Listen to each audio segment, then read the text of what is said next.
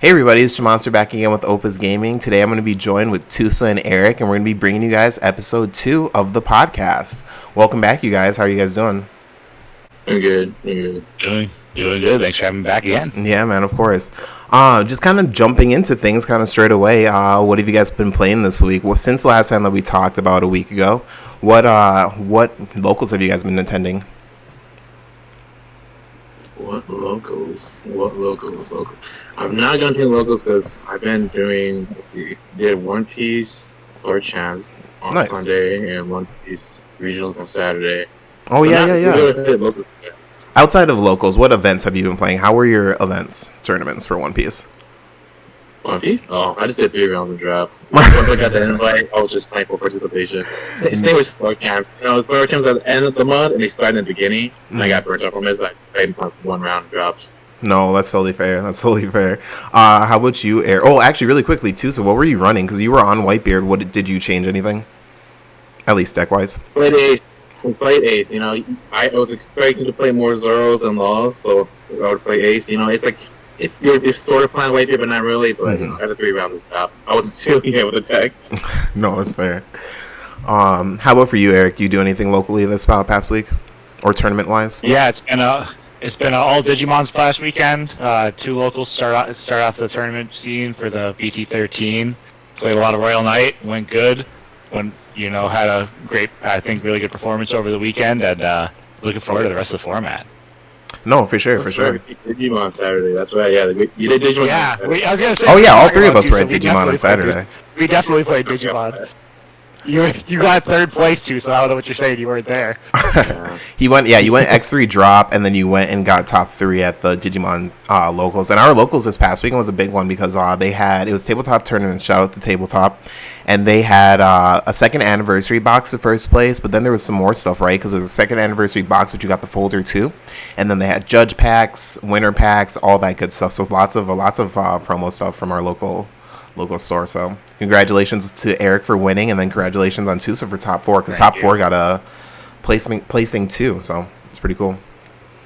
For me though, this past week, ever since we talked last, I've done a couple Digimon and a little bit of One Piece. We had Quan's webcam event, which was super, super fun. I went with a Monkey D. Luffy list. I did not do very hot. Actually, I haven't done hot in any of my tournaments this past week, so we were kind of doing some experimenting. We did Monkey D. Luffy for the first time in One Piece. Going back over to Digimon, that was the only One Piece event I did this week, though. Going over to Digimon, for me, it was for the big event, for the storage event, for tabletop tournaments, I was on Grandis. That one did not go great for me. I got outsped, and then I also was a little bit bricky as well, so it just wasn't a great showing for me. We went like X2 or X3 drop. I think once I lost my second one, I was like, all right, I'm just going to go home and get some fast food. And then outside of that, though, it's just been other Digimon tournaments as well, just bouncing around between decks. I lost in the finals with Bloom Lord this past week as well, which felt super rough just because I didn't see the extra Bloom Lord. So, but just playing all together this week, it's been heavy on Digimon, heavy on One Piece, and that's going to be essentially the focus for the episode for today. So, jumping into some of our general topic, this one is honestly kind of a weird subject, but this is something I've really wanted to pull from you guys because it's something that we've been talking with lots of our players on the team, especially people who can't get out and play as much as us, and this is, how do you guys get better at TCGs? This is such a broad topic just because the first step is always going to be play more than you currently do, or play consistently, right? But I think that it goes a little bit farther than that, and I want to see kind of what you guys have to say about getting better at card games, or getting better at the card game that you're playing right now, outside of just practice your bad matchups. I can start on this one. Yeah. So I'm going to give a little bit of an unconventional answer. So I'm going to give something that's not really a practice method, but something that I think will inadvertently add to a lot of card game players that will improve your gameplay that people don't really think about. So one thing is a lot of strategy gaming and stuff like that is really far adjacent to card games, but games that have a lot of replayability and play lines where you have a planned strategy going up, that's a very similar experience to a lot of card games where you're really trying to play your line and looking at very small variables in the resources. A game like Civilization, I'm going to bring up on there. Okay. So I play a game like Civ, and I realize that it's extremely similar in a much more long-winded way to playing a Digimon game out, where I'm going in with a very specific strategy depending on how I'm starting out. and I have to audible everything as I go, but I am still trying to stick to an overall game plan to achieve my goal. And that's like a much wider scale thing, but it kind of gets that problem solving thing. So kind of saying that's like a wider scale. I think realistically, if you're trying to get better at TCGs, besides just playing your decks and playing your games, branch out just similarly. Maybe you just even do like a digital card game to just try something out. You know, it might be a lot more RNG heavy, but just trying out something with more RNG to get into it. Maybe it's like a Hearthstone if you haven't done it much, or you know, a Legends of Runeterra. Just something casual to get your mind off of the very stressful games. Can sometimes get you thinking a bit more casually about it, but still in that same line of reasoning. But other than that, you know, I think overall just, you know, reading about the game and studying the game outside of playing the game, watching gameplay videos, and, you know, listening to commentaries on those gameplay videos is a great way to learn. And it's often better than just playing it in a lot of situations after you've done a few games, because you kind of need to listen to the top players and figure out why they're doing things to understand the best way to play it. I know some of the greatest strides I've had is from talking to players on our team, and they explain some of the best plays. You know, whether it's, you know, New Royal Knight, I just got told about some of the top plays, whether it's Leopardmon from Purge and play, and then using it to reduce your Omnion play and play it way cheaper to go off for the win. I got told that and then used it in the same tournament against the people who taught it to me. Yeah. You know, so just talking to other players and, you know, discussing the game, getting into it, and watching other people play it is really probably the best way if you just want to get better if you're not playing it yourself. No, I love that. I think that there's a bit definitely to be said about kind of just watching the game too. I think it's with intention. If you're watching gameplay of some good players, really study and like it's more so studying than just watching for entertainment. It's so easy to watch games and just get caught up in how exciting they are and stuff. But I think that one of the big things touching on that is identifying the difference between a factor that's RNG and a factor that's controllable. So when you're watching somebody play and stuff like that, and you're seeing these things go through, you see a lot of skill expression when you're looking at better players than yourself, and just kind of the top players in any game, right? They're gonna have a lot of skill expression, and when you're looking at the interactions and things like that, I think one of the best skills that you can pick up if you're looking to get better at the game, or not even pick up but increase, is just your knowledge of what is RNG and what is skill based, right? Because there's some things that are doable and there's some things that are just, you can't stop your opponent if they open X, Y, and Z, right? Or if they do whatever. So I think that's actually really interesting, bringing up how important watching is for sure. I think for me, the one thing that I would bring up too is I personally really like to turn it inwards, as opposed to just practicing and looking at things and looking at the state of the games. I really like to just feel things out. When I'm building decks, I really like to go into the deck build. I know that the one thing I will say is that I feel like players, it's more so when you're topping an event, it's more so the player than the deck. There are those super exclusive, or not super exclusive, but there are those instances that come up, right, where you have Rookie Rush in the 1.5 format or the set 3 format, right, where it's just a crazy deck and almost anybody can pilot that to a very strong finish, right, when you're looking at the structure of the deck and the game that it's in.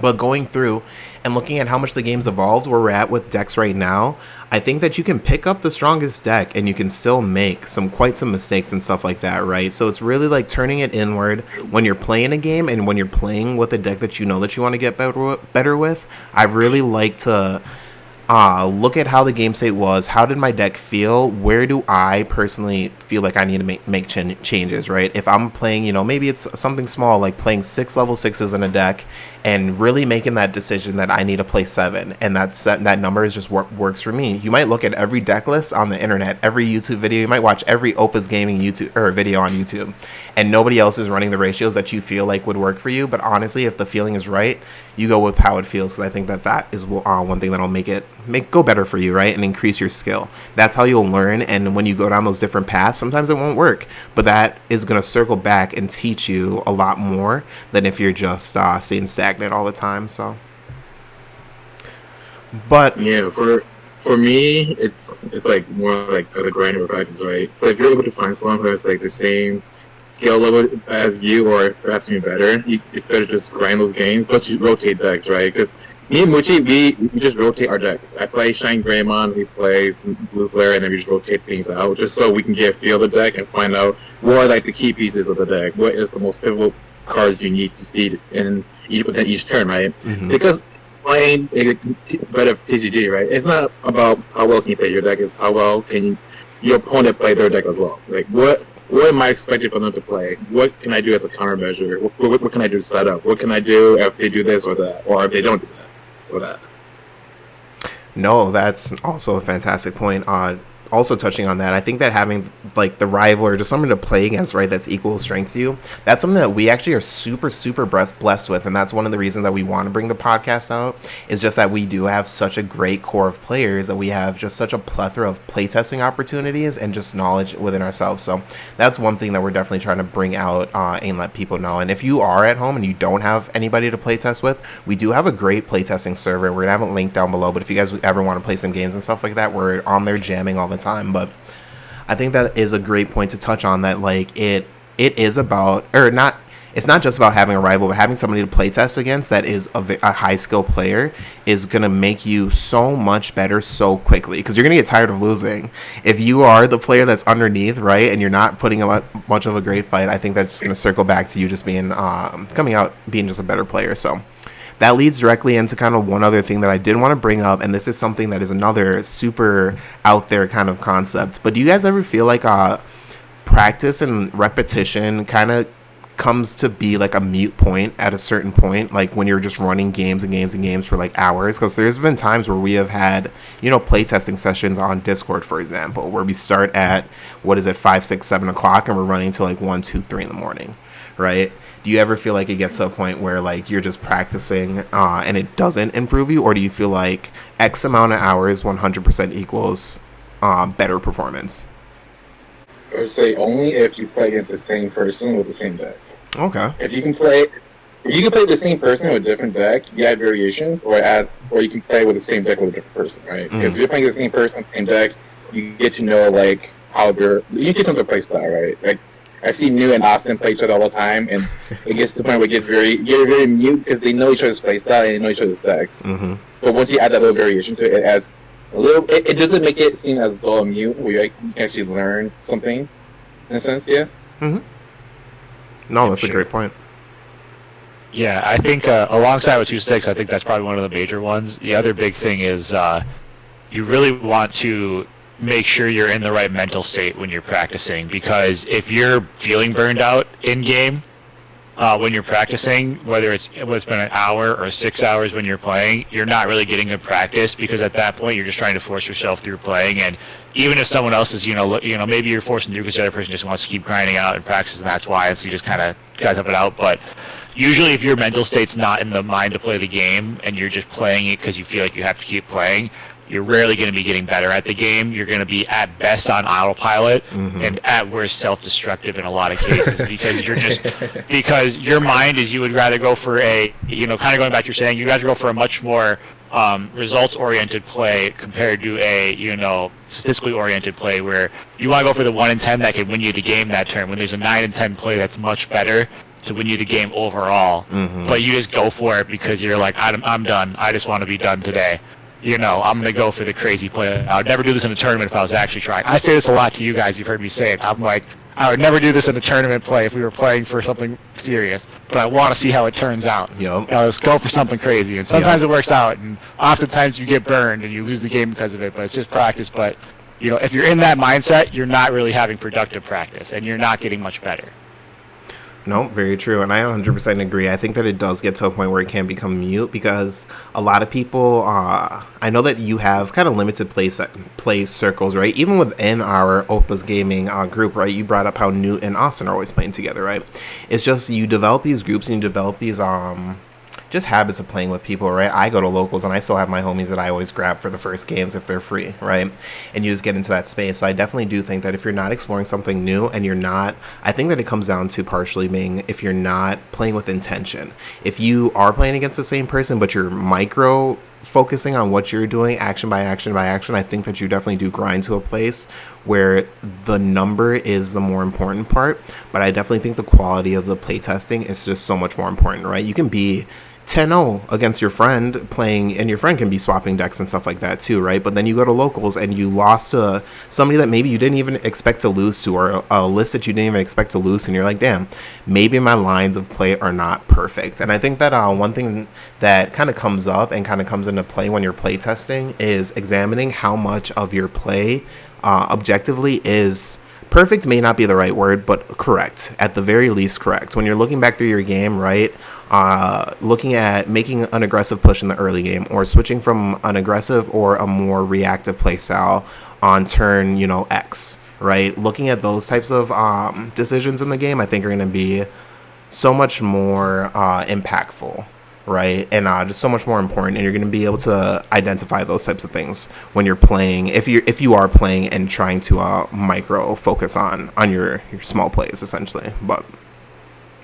moving on into our first big topic, looking at Digimon card game, looking at BT13. We were talking about the meta last week, and we actually had a few big tournaments that happened between last podcast episode and here. Looking at BT13, the big thing that we had was a big regional. So I'm going to log on to Eggman's website, eggmanevents.com. Shout out to Eggman. That's so cool that he has this, because it makes this just so much easier for even just talking like this. And we refer to it a lot in the group chat. Let's see here. So looking at PPG's July webcam event, it looks like actually it looks quite diverse. So it looks like there's 3 Hunters, 3 Royal Knights, 3 Shine Greymon, 2 Bloom Lord, 1 Belphamon, 1 Black Or Greymon X, 1 Blue Flare, 1 All Force, 1 Alphamon, with first place going to Belphamon. So this will be the first event that we're talking about. The top 8 breakdown is first place Belphamon, second place Hunters, third place Royal Knights, fourth place Shine Greymon, fifth place Greymon Tribo, Black War Greymon X, sixth place Blue Flare, seventh place Hunters, and eighth place Shine Greymon. I'll let you guys kind of take off with just like the first little bit of information. But how do you guys feel about that? Just top 8 breakdown for looking at the format, and how do you guys think that kind of lines up? Does it make sense to you? It's diverse as heck. Very, very diverse. Yeah.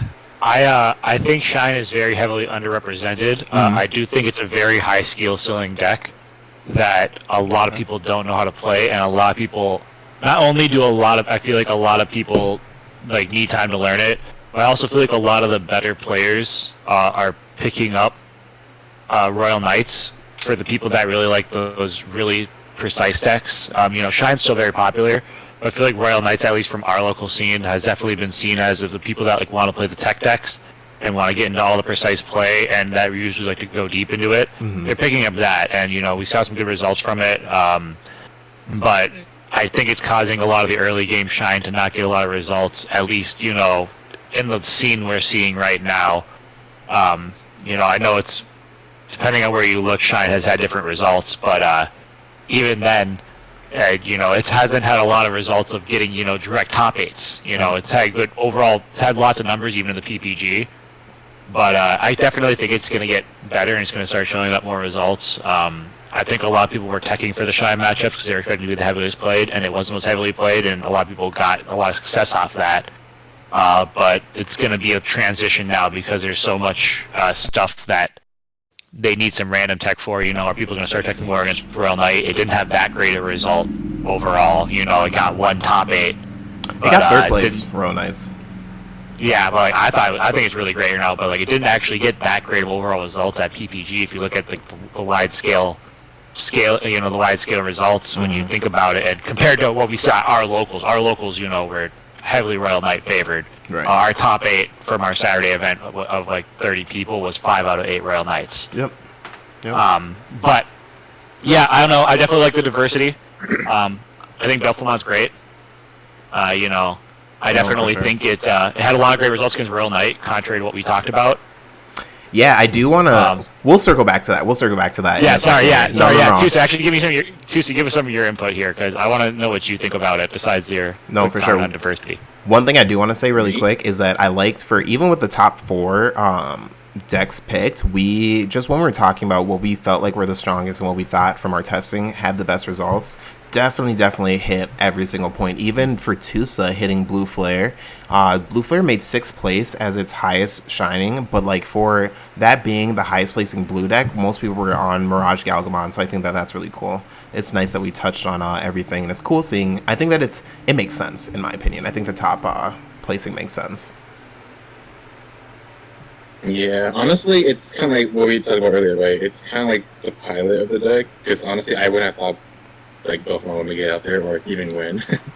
But understanding the thought process of the player and his deck choices and his decision to bring it made sense. And it was just like, right, because you can bring any deck, but Digimon's a deck where if you don't see your cards, you just lose, right? Or if you don't play your cards at the right time, you also lose. Because against Royal Knights, the Floodgate Rookie is good, but it's about when are you throwing it out there where it actually makes an impact. Yep, and very true. The Buffalo player was playing that role, right?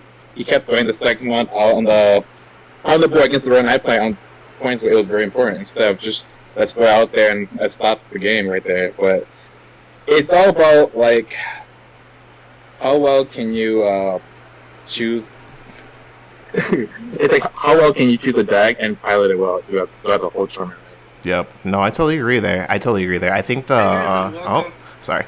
I think one of the things that is like most interesting about Belfamon taking first place was that we definitely touched on the point that it's a very techy deck and you have to know the deck in and out. And I was watching the deck profile, at least the one that was posted on Spidey Plays TCG. Shout out to Spidey Plays TCG because that deck profile was fantastic and was so informational. I learned a lot just as a Belfamon player. But it seemed like he was very tuned in to what you need to be doing. I think that from him explaining his Royal Knights matchup and how he approached it just makes sense. Touching on what Tusa said, it's all about playing the right cards at the right time. But we did have a mention of like Belfamon versus Royal Knights, and we thought that it was just very, very lopsided. And one thing that I picked up from the YouTube video that I watched for the deck profile was that one of the things that he did was looping the Psychmon, right? So one of the things that you can do is, even if you are getting kind of walled out, is that you have your Psychmon on board and your opponent has to spend resources to kill the Psychmon, whether it's a Dynasmon play or if it's a Contorismon. Is that the one that minuses DP? Kataros does do it, but your other real big outs are Gallants from your Purge. Because both your Gallants, whether you're playing the new one or the BT12, they have one swinging ability to pop a 6K or less. Okay, perfect. So you purge them out. Yep, exactly. So those will get cleared at the end of turn, but if you have the Tamer set up right, you do a draw one, discard one, and then Ostamon's effect will pop off. Ostamon will bring back out that Psychmon if you want it to be going into your turn, and then you kind of go from there. I think that that's a really strong loop, and that comes from a player who really understands the matchup and has taken the playtesting a little bit further, right? And that's just really, really cool to see. But looking at that, do you think that, from your perspective as Royal Knights players, do you guys still think that it's going to be... How would you break that board, actually, is the question that I'm asking. Break that board?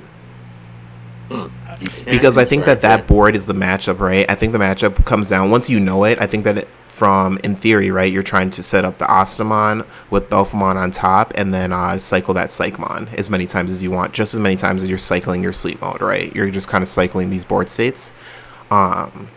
So looking at the matchup like that, right, it looks like it's more favorable to Belfamon. So how would you respond, or what would your opinion be as Royal Knights players? Yeah, it's an interesting... I definitely think it's favored, especially if you can fit in all three Psychmons, which I think that's the real big thing we didn't cover with the Belfamon, which it has a lot of room in the rookie slot to fit in those 3 to potentially even 4 Psychmons and not have it harm the deck at all. And it's also really not a focus on raising and the stack, so you don't need that rookie in raising consistently to build onto a 4. You're very optic and combo out and get your sleep mode for free out, and combo off from there with the option.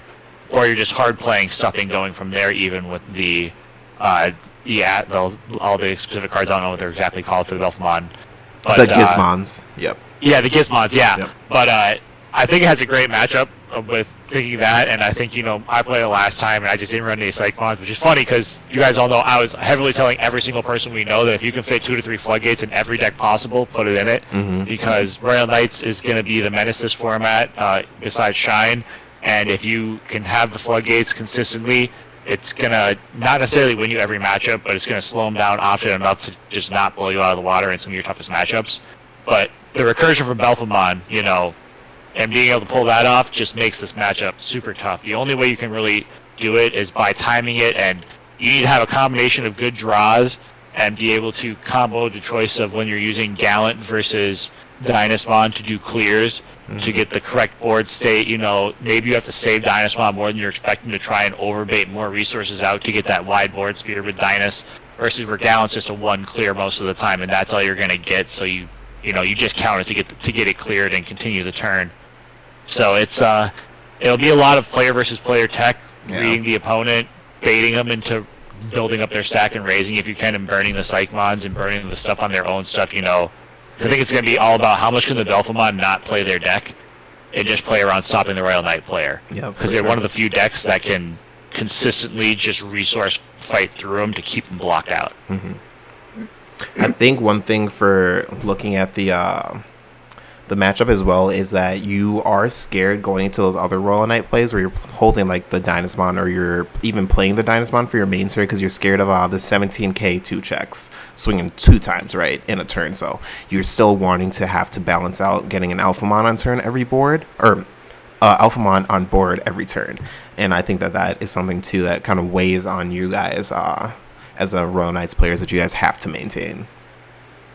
Yeah, I think in that matchup you just stall. That's what Royal Knight deck is very great at, stalling each turn. So if you could just keep throwing Alphamon and Gencon to keep stalling the turns, where in the worst case scenario, right, you can block the attack or just take the attack until you can get your Omnimon play. Because once you get to the Omnimon play, it's kind of like whatever. You have a big board, you can negate one attack, you got so many other attackers. Yep.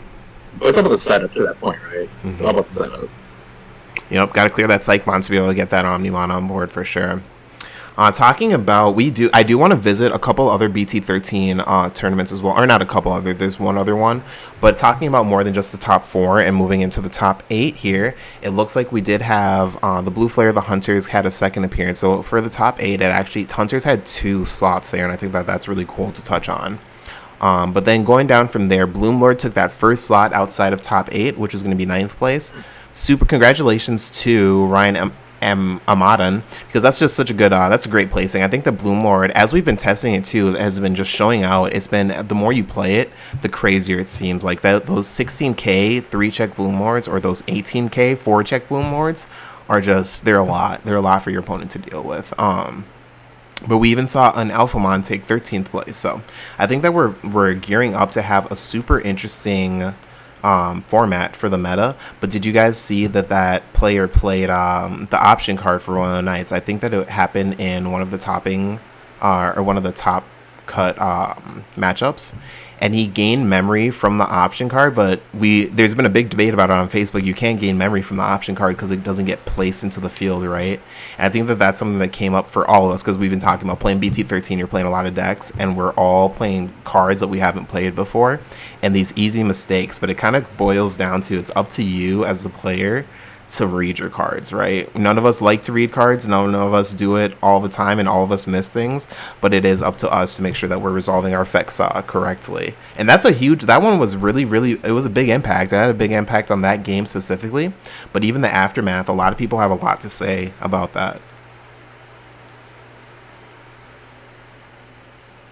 Yeah, I don't know. There's always something new what's in the Royal Knights matchup, right? Because if you read the King Drill's in her fight, it just says if you escape in the battlefield, in the battle area, and you don't realize that, hey, when you play an option card, you're not really playing in the battle area. So people are confused, like, where are you putting the card then, right? If you're not putting the battle area, then where are you putting it?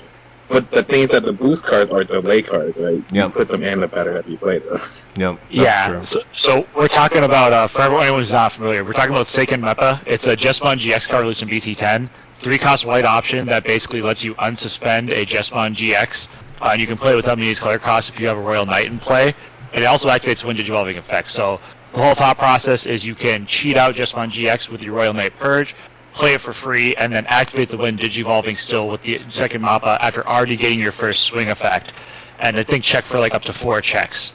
Now, a lot of people saw this, they thought, oh, King Drassil's inherited, and they're like, oh wow, Royal Knight option. That means we can gain memory and do it for free and activate it again. You read King Drassil a little bit closer, and it says placed in the battle area is what they were all saying. So it very specifically says placed, which there's been some previous rulings, but that basically means it's a delay type card, and it stays in the battlefield after. You don't actually place an option in the battlefield, you play it, and it doesn't actually ever get placed there. But yeah, kind of talking to it, there was a lot of conversations, and we've had a lot of conversations about not necessarily this, but read your cards in the past couple of weeks. I have been a terrible representative of this. I've been playing Royal Knight to great success with out activating half my effects for a lot of tournaments. I didn't realize Gencon could play stuff out of the raising stack for like the first 6 games I played it. Yep. I swear I forgot about 12 to 20 draws off of the Royal Knight Purge option, and I didn't even know you could draw off of it before you put something underneath for the first like 4 games I played, and then once I was told, I still forgot often because I didn't think about it, so I'm a big effect of it, and it's kind of the thing, as you say, where you got to read your cards, and if you're going to show up to a big tournament, you got to read your opponent's cards, and you got to have Digicard dev pulled up on the side, especially in a new set. You got to be reading everything. If you're not sure, and, I think one of the big things from this, because apparently from the Royal Knights player, a lot of people had reported that they had played him earlier in the tournament, and he had done the same effect and gained the memory, and they weren't aware of it. So it had been reported that didn't happen just on camera. It happened in previous terms, and he had been consistently doing it.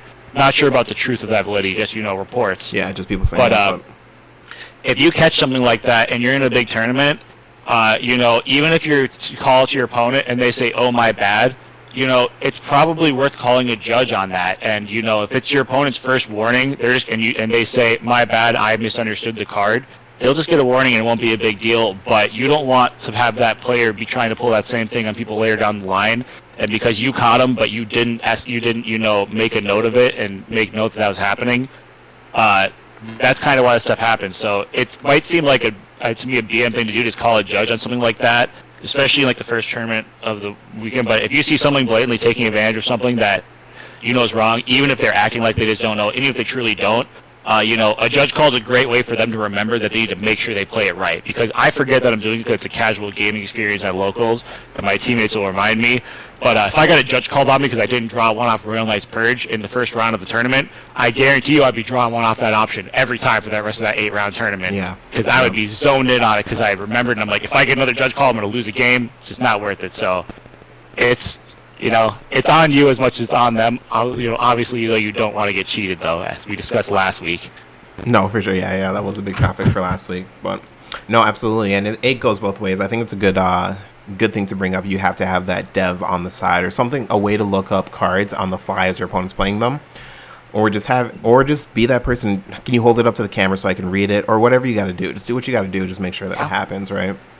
Looking at this other event, though, for BT13, so we can dive into this really quickly. This one is just a top 8 deck list. This is actually for the Gaia Force Gaming locals, and this is also on eggmanevents.com. So looking at this event, this is actually very, very interesting. We'll go through all top 8 here. With the undefeated 5-0 record, it's Belphemon. So this is essentially like one of our longer locals. We got another first place Belphemon, a second place Blue Flare, a third place with Shine Greymon, fourth place Bloomlord, fifth place Royal Knights, 6th place Belphemon, 7th place Shine Greymon, and 8th place Beelzemon X Antibody. Super interesting top 8 in my opinion, but also very telling for where some of the power lies in the format. And Belphemon is definitely a deck to talk about. Just being two-time winner, that's a big deal, right? Wow. That is diverse. It's like it's very interesting. Having Blue Flare end up being so high, Blue Flare getting second place really attests to kind of what you were talking about too. So I think Sorai probably came in and did a lot of work, but it's hard to tell too because there's Shine Greymon, there's Blue Flare, and Sorai will hit those decks just as much. And then you have Royal Knights kind of in the top. It looks like Royal Knights got 5th place, so it's just outside of top 4. Damn. Yeah. This payment just come down to your matchups then, right? Yeah, it really does. Yeah, everything, all the deck seems pretty good, so it's about how well can you play your deck and what matchups you face in the end. And how you play too, yeah. Yeah, I do really like how the decks kind of fell for this. Bloomlord getting 4th place is really sweet. Shine Greymon getting 3rd place, and then Blue Flare getting 2nd. I think Blue Flare is the one that stole it. The Blue Flare player, we would all have thought would have been the Royal Knights player, and then everything else kind of comes out on fringe. But like we were saying, or like you just said, Tusa, it comes down to matchup. Oh, the Blue Flare one. Yeah, I didn't even know that the Blue Flare one, it has a better advantage against Belphemon because you can still stun it. Yep. You can stun it on your turn, but on their turn, it still stuns. Absolutely. Which makes the deck kind of a little bit better.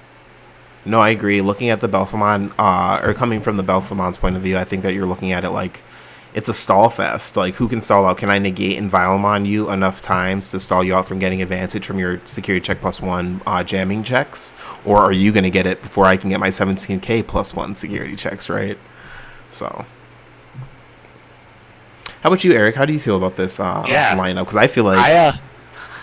I think it's kind of showing. That, first of all, most Digimon decks, not all, because I do think there's a lot of certain matchups that are heavily favored, but most Digimon decks are really more closer to 55-45 than we've seen in a long time, even for these big matchups. And I think the really big thing of that is because Digimon's just really been printing heavily into their synergy builds, and it allows all the top decks have the ability to pop off and, be OTK or a very oppressive board state or something on the line that takes advantage in its own way. And sure, there's, Shine and Royal Knight doing it maybe a bit more oppressive in certain ways in their matchups, but, like you said, Belphemont is coming in and swinging for 4 checks out of nowhere, on turn 3 or 4 with an easy, if they manage to get set up great, while also being vulnerable to turn before and after. Or Blue Flare just OTK you in 1 turn on turn 4 with a setup because they happen to have jamming, extra security check Greymon, and they just pop off and go on you. It's always a viable threat, and it draws a lot of players to avoid forcing just playing the top decks, because there is a lot more success to be having. You may not be consistently 5-0ing or 4-0ing depending on your tournament length with those not as top quality decks, but you can still consistently X1 and X2 as long as you're playing anything that's in the considered tier 2 and above in the meta. When you look at tier lists and the like, it's compared to a lot of games, it's a much less oppressive format. That to be said, there's a lot of matchups that are just heavily one-sided. Royal Knight versus Hunter. Royal Knight just kind of beats up Hunter unless Hunter hits the God draw. Well, see, I don't agree with that. I think Hunter has a great fight into Royal Knights. I think that as long as you it's just jamming Aristramon. As long as you can get that jamming Aristramon in, Sec +1 is super super effective. But you think otherwise? I mean, I feel like that's kind of hitting the God draw, though, because most people are playing 2 to 3 Watchmakers and 2 to 2 Clockmons, So if you want the full combo of extra security check plus jamming, you're hitting 2 unique cards along with your Aristramon and building up the stack. And at that point, them not having a blocker in the first place for that turn, which there's a lot of stuff like Gencon or Craniumon. Like, they drop a Craniumon, that's as much of an Alphamon against you. For sure. The next turn, if not more oppressive. And then even when you're getting that single play out, assuming you don't hit your early Marcus, which sometimes your early Marcus actually hurts you in that matchup, if you just are pretty consistent with playing one thing out, you're just going to be able to let them not really kill anything on your board, and you can consistently get your Omnimon stacked up, even if you're just passing them back to 3.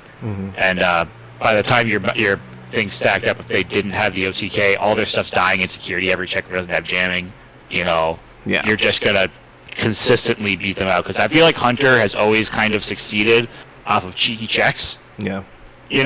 That's what made Hunter win. Yeah. Hunter has won in formats where cheeky checks can really get through for a lot of value. And that's what made it so good, along with its oppressive board state control. But Royal Knight says there are no cheeky checks. Yeah, everything's 12 here. Your cheeky check is a purge, and you don't want another purge on board. No, for sure, I get that. So that's kind of why I feel that. But I definitely think Royal Knight or Hunter can definitely just speed it out and win at any point, because they're just a faster deck if you're hitting God draws across both sides. So. No, that's fair. I think coming from the Hunter side, and Tusa, I'll let you touch on this too, but the one thing I do want to point from the Hunter side, touching on how many Watchmaker and Clockmon, I think that moving into this format, not even just with Royal Knights, but I think that those have become the most important pieces in the deck, right? So a couple points on that. Tusa, this, but we made big changes to Hunters right away early in the format, right? We really wanted to get into the Clockmon and the Watchmaker just to be getting set up in the early game, right? You really want to go into a Watchmaker so you can have the amount of cards that you need. But right now, I think that focusing with Hunters, you're really abusing those level 4s, and I think that that's where we see a lot of value. If you're swinging a level 4, if you're playing a level 4, the level 4 is going to bring out a free Tamer. You're swinging with the level 4 and you're getting draws, and that's where you're not getting the problem with letting your level 4 die, because when your level 4 dies, you still cycle back those resources to continue to cheaply digivolve or pull cards out with it's not Psychmon, is it Dorurumon or something like that? But one of those little rookies will get you cards out of there too, right? And I think that when you're looking at the Aristramon plays, looking into the Royal Knights matchup, right, you have your early turn plays where you're getting Tamers and Digimon on board, and you're just doing little checks, 1 or 2, and getting your opponent down to 3. But when you're looking at setting up for an Aristramon, if you can get an Aristramon out after you use a level 4 to play a Tamer, usually it's pretty safe to say that you'll sit around maybe around 3 Tamers, because if you're turn 1, you try to play a Tamer, and then you try to consistently bring one out kind of in the next 2 to 3 turns. Looking at an Aristramon play or an Aristramon turn, you really want to have Aristramon with jamming and Sec +1, and even if you don't have that, as long as you're swinging your Aristramon, I know that for me, I'm playing 4 of the green rookie now, and I think that's really important because DP thresholds are crazy right now. Using 2 2Ks under a stack is actually, in my opinion, more important, especially just in the Royal Knights matchup. It's more important than getting the draws, and I think that that's a big deviation that we're seeing now from where Hunters was before, as well as the fact that you have the Ace mechanic. The Ace mechanic doesn't come up as much with Royal Knights because they'll just kill your Aristramon before you can Digivolve on top of it. But with matchups in general, when you're being the aggressor, you want to be the statement maker. I think that Hunters has this really great position where they can swing through your security, sit on Aristramon, and then just for those last 2 checks, right? Blast Digivolve you out of your swing or out of your turn, and then just go into something super aggressive. So I think that it doesn't change too much into the Royal Knights matchup, but for you two, so what do you think? What made the Hunters matchup a lot harder in previous matchups was that your opponent was always swinging your security and giving you the resources you need, right? The Tamers, maybe the materials you needed to cross layer or something, but with the Royal Knights matchup, they're not attacking your security, so you're not getting those Tamers that you're hoping to get, or those pieces you want in trash, you can put them underneath your guys when they die, right? True. That, in my opinion, is what makes it harder for Hunters against Royal Knights, because you just don't get that resource anymore. Yeah, if you go into 5 with Hunters against Royal Knights, it's a trap. Don't do that unless you're pushing good damage with that Aristramon. Live on those 4s because it's a value thing, right? Royal Knights will outvalue you if you're putting 5s on the board and losing 6 materials. You really need to be cycling those jammings and those draw ones. So. I know Tusa hates it, but Kintarosmon is amazing in the Hunter matchup. Oh, I believe that. Because you are there almost always. You can almost always get triggered to 6 or less, and you can early game Royal Knight, and they're always pushing, so they're not blocking and stuff. So you get some chips in with your Sistermon and Omegamons, and you have them at 3 checks, like three security left. And he only need 3 Royal Knights plus Ami to win because they got nothing in security. Yeah. They're not stopping you, 3 Royal Knights isn't much to ask for. You played a Purge, you played a Dynasmon and a Magnamon. That means you're winning the game off that Omni with the Kintaros putting the Purge underneath, Kintaros underneath the Purge. You can go off at 2-3 memory from that and keep the turn and win the game right there off of 2 swing-ins. So I think, their security being completely dead to you. Security's not a big matchup for Royal Knight in the first place, unless they have options, but them so even more is you can just always go for the early kill. As soon as you have the number check, it's just GG. There's no question marks, there's nothing to worry about. Maybe there's some decks that play a couple of the option tech, but I think the Aristramon option, does that just add to hand when you hit in security? I think one that lets you put stuff underneath and everything like that, or add something from underneath, yeah. So when I played it on last week in the tournament playing Royal Knight, I basically, anytime I get activate Omni, he's like, okay, GG, I'm going to see a scoop immediately, and it was just, there was no point playing out, I don't activate my on-play effects or anything, my on-play is wiping any blockers you have on the board easy, it's just a done deal, so I don't know, I think, Hunter can win, but it's just not consistently fast enough when, like Tusa said, your opponent's not playing into your strategy, which Royal Knight is just the antithesis to your strategy. Yeah. As Hunter. Yeah, you're not getting someone any goes to aggro on you. It's a counterpunch deck, Yeah. It's get hit down, get resource value from getting hit down, and then swing back really hard, and then just take them out when they overextend. Mm-hmm. No, you guys make a lot of really good points for it being favored in Royal Knights matchup. For all my Hunter players out there watching this, trying to wrap your head around how you can kind of get around it. The only thing I'm gonna say is that you can tech Psychmon into your deck and then Digivolve Psychmon into Asimon and Quartz them. That's all I'm saying.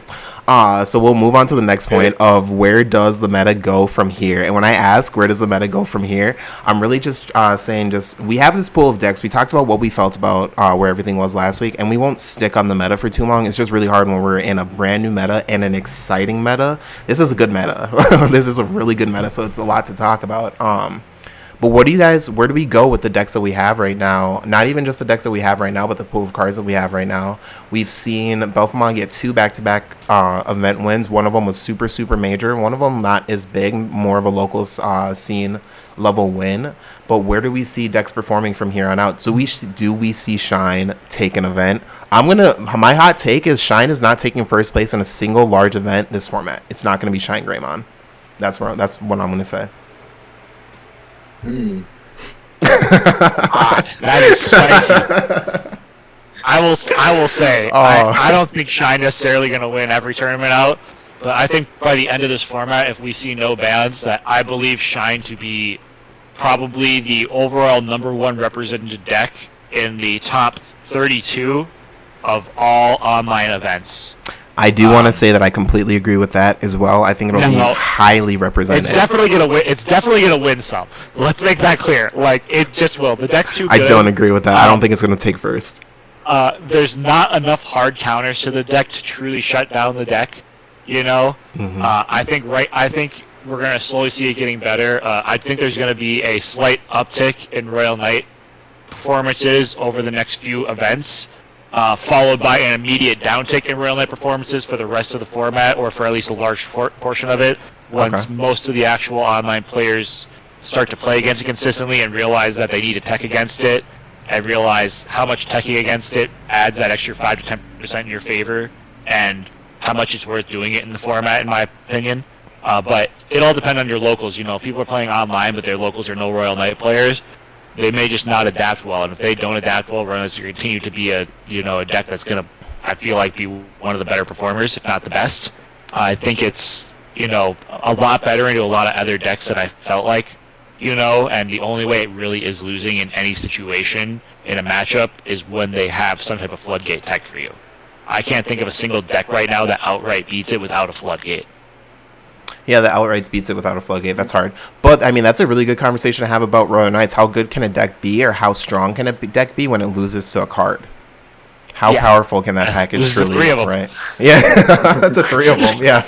There's one for, black, red, and yellow, right? Well, floodgates in every deck. Let's go. That's really funny. I think that's an interesting thing for people to think about, just in general, too, right? Is how powerful can Royal Knights really be the boogeyman in the format when it loses to a certain setup, right? What do you think, Tusa? Yeah, especially since we're in a game where you can just splash those rookies anywhere. It's like, sure, you lose out on consistency, but if you can get that rookie and just throw out there and in the right moment, you can just win that matchup. Mm-hmm. And Royal Knights, once you play it so many times, you get to know how the game play goes out, right? It's a very predictable matchup. And then it's like, okay, how long does it take for them to get to their end board, right? If they're reducing them this much, they got this many guys underneath there, okay, they're going to kill me next turn, so I have to do it now. Mm-hmm. No, that's a good point. For me, one of the things, not just touching on Royal Knights, but where we're at in the format in general, the one thing I really want to note on is where will Belfamon fall? So with Belfamon having such a powerful kind of, with me, where I feel like Belfamon is that it's an anti-meta pick. It has a crazy matchup. I think that in general, unless you're getting outsped by a Shine Greymon deck, I think that you have a really positive matchup into that matchup just because you have the one Digimon that can't be touched by their DP reduction, which is half of what they do. You can negate their big security check +1 swing and then let the rest of them go through.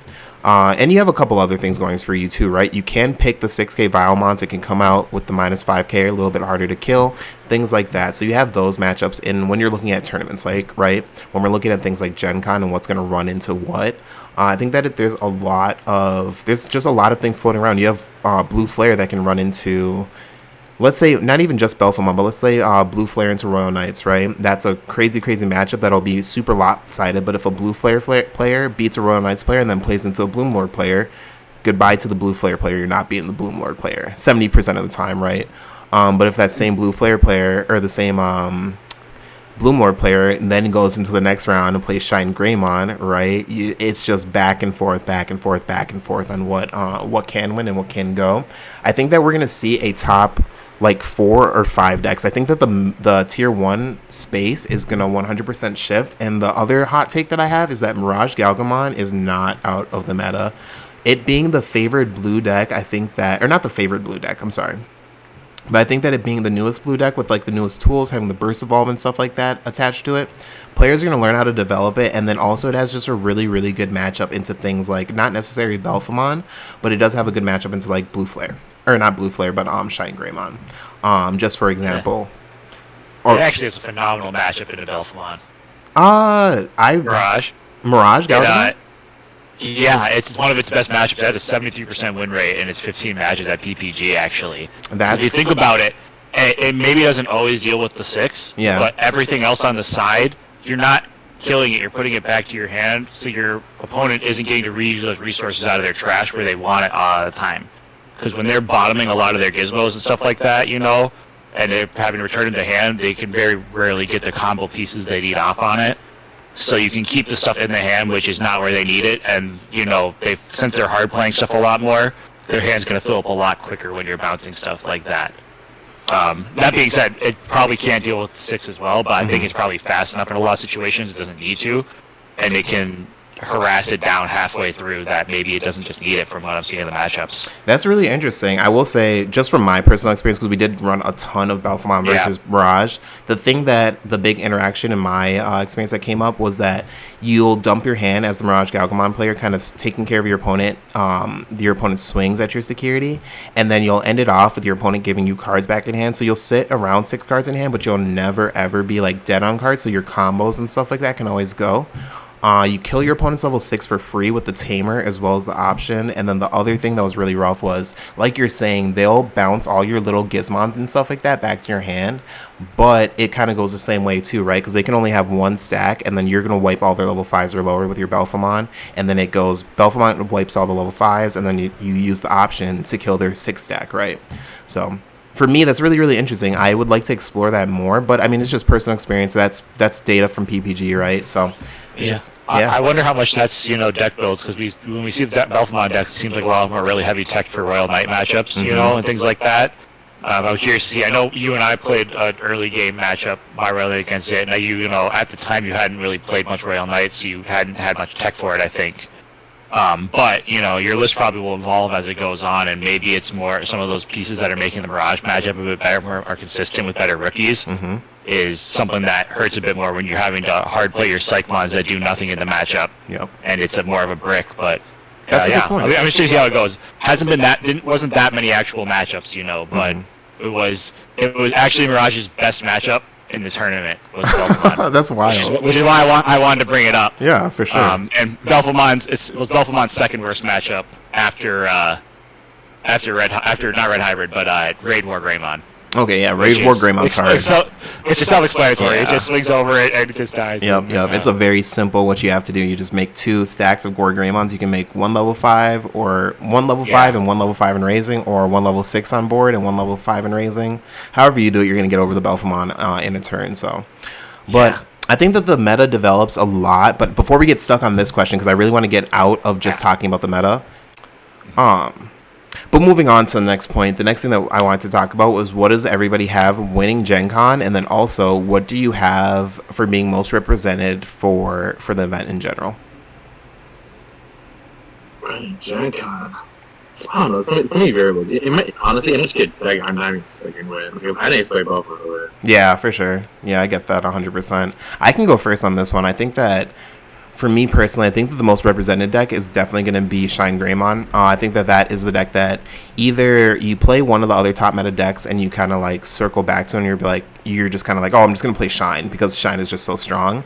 I think that a lot of people are going to default to that. I think the deck that's going to take first place, though, if I'm being honest, it's actually just crazy hard, right? Because you have Hunters being a crazy strong contender, but I could see Belphamon coming back for another one. For me, the top 2 picks It's going to be hard to pick one. I think that if I'm going to knock anything out, I'm going to knock Belfamon out for taking another event back-to-back. I'm going to put Hunters as my main choice for what's going to win, but I think that Bloomlord also has a chance to win the next event, so that's going to be my vote. We're going to stick with Green through and through. Green. But Green does have good tournament results so far. It did take 9th place in the bigger event, which isn't quite within that top 8, but it did get 4th in the second event as well. So it definitely is just up there peaking.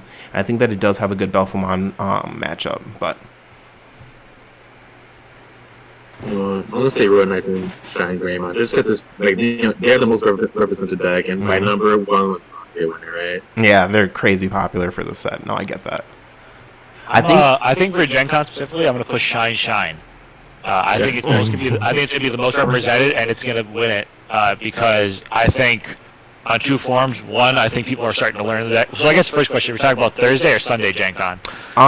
You can pick for either. So there's going to be, and there's a lot of Gencons, right? We have the in-person Gencons, the webcam events, and stuff like that too. So I guess we'll circle back to our answers. But Eric, you can be the first one to pick. So you can pick something for 2 for in-person, 1 for the cup, 1 for the regionals, and then 2 for the webcam, 1 for the cup, 1 for the regionals. So I think for both the in-person and the larger regionals where they're filling up, I'm expecting obviously Shine to go out, and I'm expecting Shine to take out about 1/3 of the tournaments going forward. That's kind of my prediction for like the next month. I think it's going to have a pretty consistent win rate. I think Royal Knight is great, and it's going to consistently high win rate and high play, but it's not going to win much, maybe 1, because the deck is, it's really good, but it can be pretty bricky, and its bricks are mega bricks and really hard to unbrick yourself if you're not drawing well. And, if you're just missing your Alphamons in a lot of matchups, you just 100% lose. It's very much your matchup-defining cards win you the matchup. And if you hit them, you win, and it's just GG. And if you don't hit them, you lose, and it's just GG.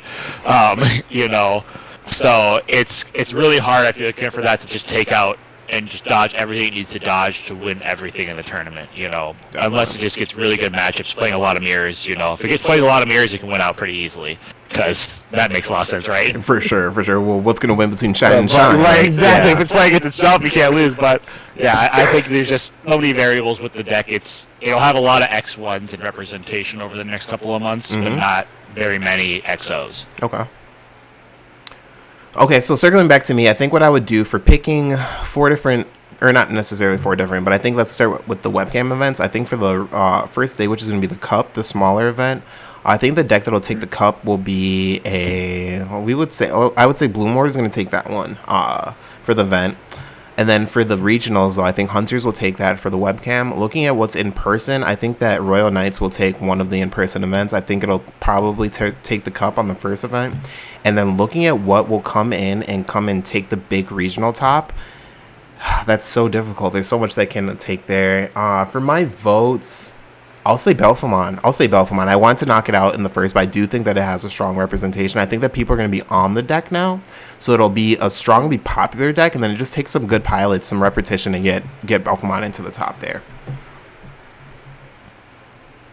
I don't know. It's so hard to choose a deck because there's just so many different variables that come into play. Yeah. You could say, oh, you know what? I'm expecting Shine, so I'll time for Shine. But then, what if they counter you, or what if you don't see those matchups? But I like to say Alphamon as well. Newt's been on Alphamon. Alphamon is good in the Royal Knight matchup. He is teching on those Greymon, so you do have those floodgates in there too. I'm just gonna put Alphamon in there just for something different, and I believe they can do that. No, for sure. We'll say Alphamon taking every event from Tusa. That's what he's saying here. I do want to say quick for the smaller event. My secret hit, I think Millith is going to do really good. Yes. Let's talk about Millith. I think there's going to be at least one top 8 Millith in the small event. So it's a lot of superstition. Maybe it's me thinking James is going to top 8. But let's go. I think that deck is a very unique deck, and it doesn't necessarily have a lot of strong wins, but if people don't know how to play it, they're going to lose the matchup. And a smaller regional like that, I feel like is going to attract some people to play that, and potentially attract some people that haven't played against it in such a smaller event. Yep. And the surprise factor is going to be huge because people are just going to lose to themselves. Now, the biggest thing with Millith is it's, although some players we know don't really tie with it, it's probably going to have ties in a bigger event pretty just like security control.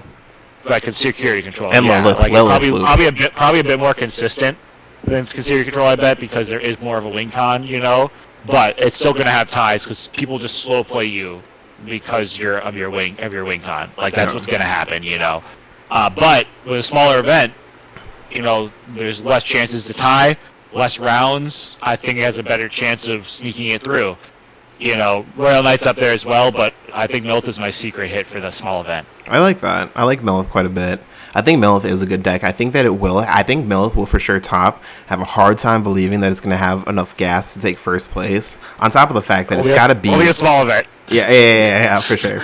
I think that it takes a lot of brain power to play a deck like that for 8 rounds or 9 rounds, and that's the biggest thing that works against a deck like that. That and then the time rules, ties, and stuff like that. But did you have anything you want to add about Millith, Tusa? Yeah, I mean, you're just playing solitaire. You're just playing it yourself. It doesn't matter what your opponent's doing, right? Yeah. They just need to not time you out.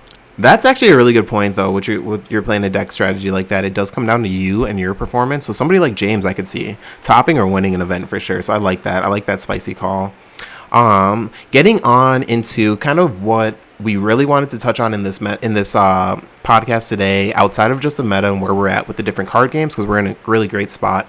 But with BT13 being released for the Digimon card game and looking at the livelihood and where we're at in the life of Digimon, what do you guys think about where the card design's been? So we've gotten a lot of really cool and really unique effects coming out of BT13, right? And it's more than just new cards with new effects, right? We have the Blast Digivolve mechanic with the Ace Digimon. We have the new a lot of Digimon that have on play /when digivolving effects, and this is something I do want to touch on really quick, is like the Belphemon archetype.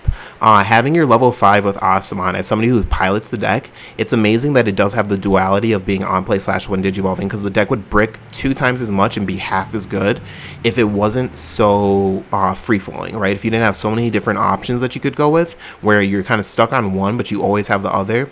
I think that that's actually something really interesting to look at, because you're looking at all these the game going in a direction where you're not getting stuck on not being able to play the game, which all of you guys know is my least favorite thing about Digimon, is not being able to play Digimon, and it happens frequently. And I think personally that it's really cool moving into these new mechanics and these new gameplay cards that they're releasing that move us out of that space where we have more ways to play the game, and you're just not stuck out of your gameplay. So what do you guys think about BT13 and the impacts it'll have for the Digimon card game in general, good or bad? It's great that they make all the Royal Knights on play and on Digivolve, so it's not just restricted to the Royal Knight deck itself. It's not, I could just play in each of their own respective decks. Play Dressmon, the Dressmon deck, Elfmon deck. Yeah, Kentaurusmon. Yeah, Kentaurus too, yeah. And Kentaurus is going to get a little support too, but... Yeah. The card's already playable right now. I mean, I feel like if you're playing... I mean, there's like the new Dark Seraphi. I mean, I was actually playing around with doing some build testing. Not really testing, but just some random building with a security control deck. Mm-hmm. I have just for some fun. Yeah, and a lot of decks are playing the Dark Seraphimon for their top end 6, which is really good. I think it's Dark Seraphi is what it's called. Yeah. It's a really solid choice, but Kentaurus is also really great there if you're trying to play a bit more of an aggro security control. It's much more of a techie because you're not often trying to go down to 6, but the extra recovery with it, and especially if you can't playing a build that maybe applies a bit more pressure, maybe you're playing yellow hybrids. Kentaurus is a pretty solid top end because you're going aggro a bit more and pushing them down, and ideally you can get both memory and recovery off of it and stack your recovery in the way you want to play your tamers out for free to then get more hybrid plays and lock them down. I think, like you said, there's a lot of cool variety in that, and I think, this might be a controversial opinion, but I think so far Bandai Digimon is pretty good at future-proofing a lot of card designs.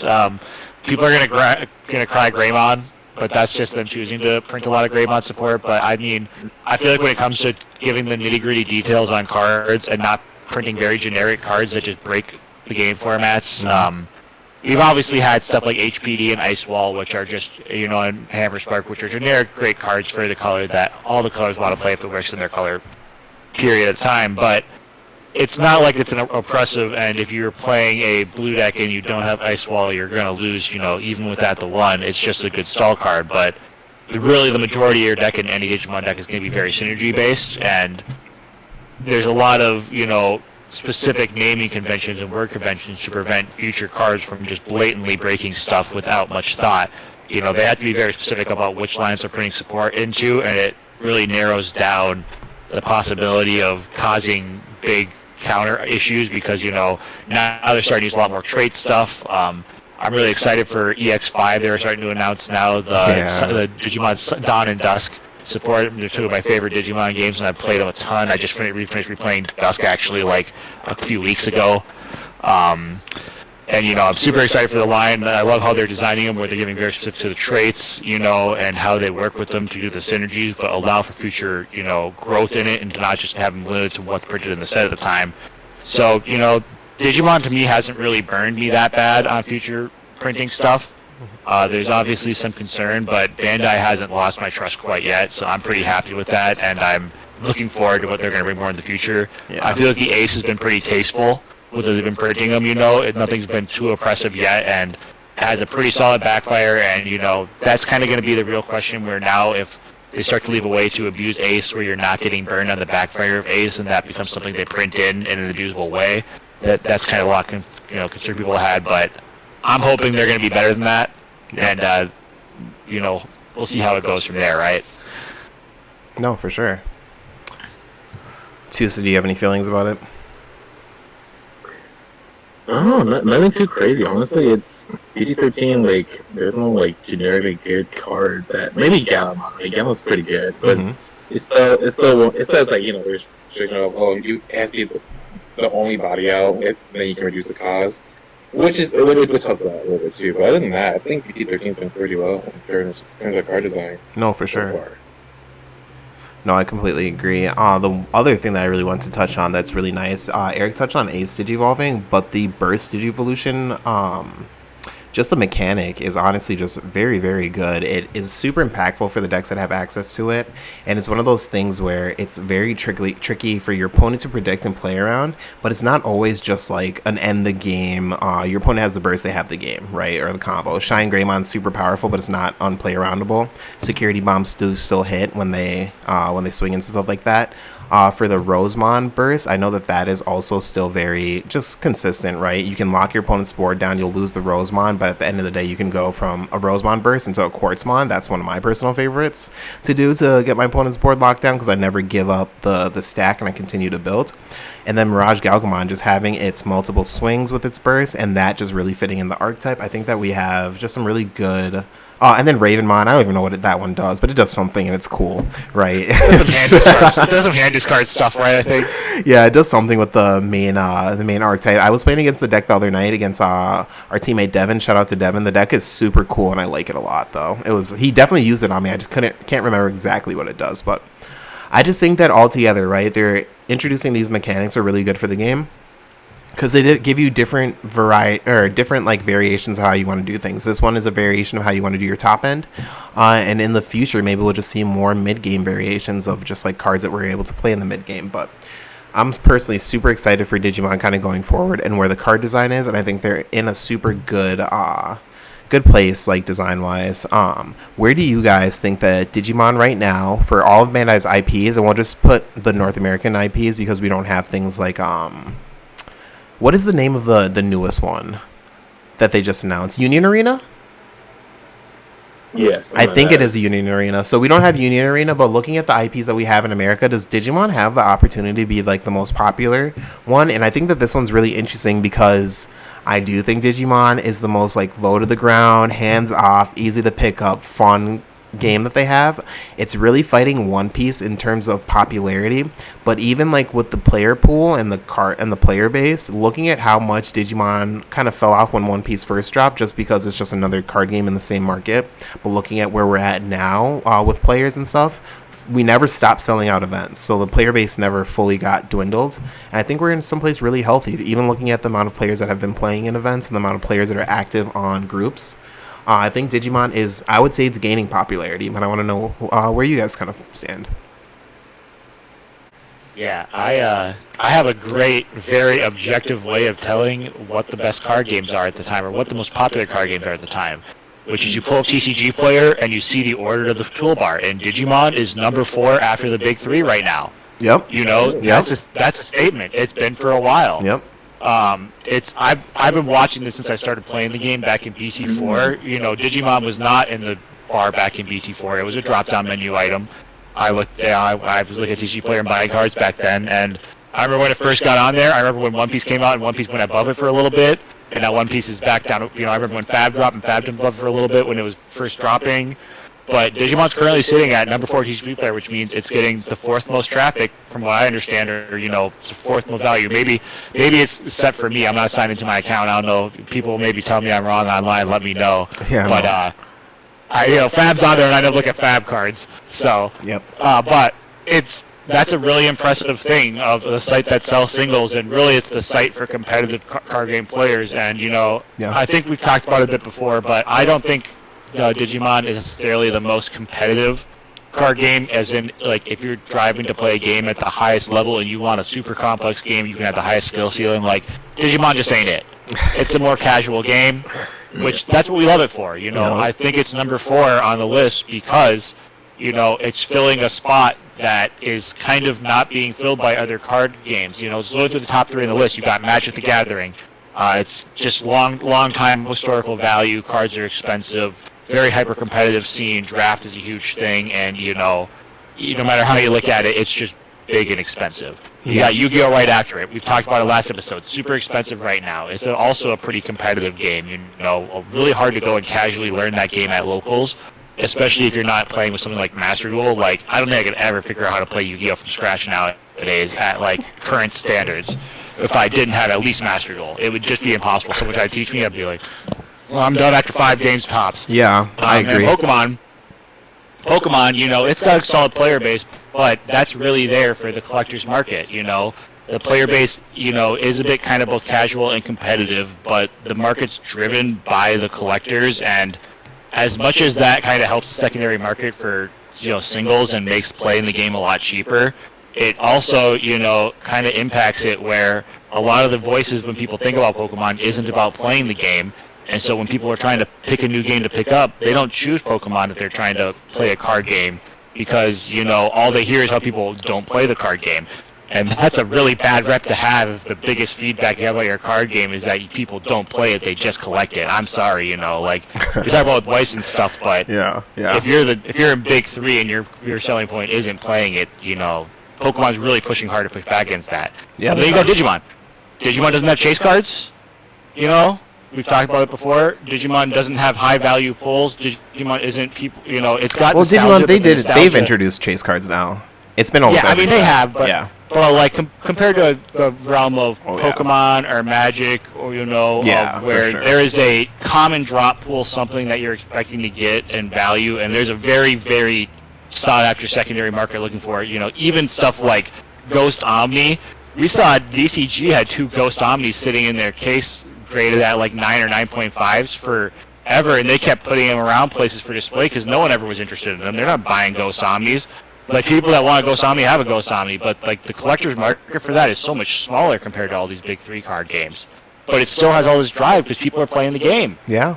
And you know, it's people playing the game is hard because the big 3 people, like, they had trouble people playing the game.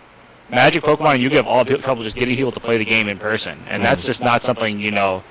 Digimon obviously has some highs and lows, but for being a secondary game that doesn't have 20 years of experience, it's doing an amazing job at getting people in the door to play and getting people to learn the game. You know, we're seeing new people come and play the game regularly. You know, there's people at these last few tournaments I've met that they told me they started playing in the last set or two, which is insane to me. I'm like, wow, there's still new people coming into this game, and then all those people I've been playing with the past 2 years straight. Yeah. You know? So, I don't know, yeah, I think the game's just really hitting the right spot, and it's really shown that it's got the staying power it's, you know, shown to have, and I don't see it going anywhere anytime soon unless Bandai really starts to mess up with either the distribution again, because the distribution issues in early BT5 and 6, that hurt the game hard. We lost a lot of players. You know, true. Yeah. Lots. Just because they couldn't get product. Yeah. Yeah, exactly. People can't get product, and they're stuck playing the same format for so long that even when the new product came out, they're burned because they don't want to invest for formats that are going to last like a month. You know, but yeah. So I think so far they're doing good. They've shown great strides for the last year or so. I think Nationals last year was great. I think moving the Nationals to only invites from online events and in-person regionals is a bit sad, but I think it's better and healthier for the competitive state of the game. As a person who went to nationals off of their store championship invite, but I think that's another topic for another day. For sure, yeah. But I think Bandai's is doing a good job. Yeah. No, it's really well said. I really like that. How about for you two? So how do you feel about Digimon right now? Because you play a lot of One Piece too, right? You probably play One Piece kind of primarily.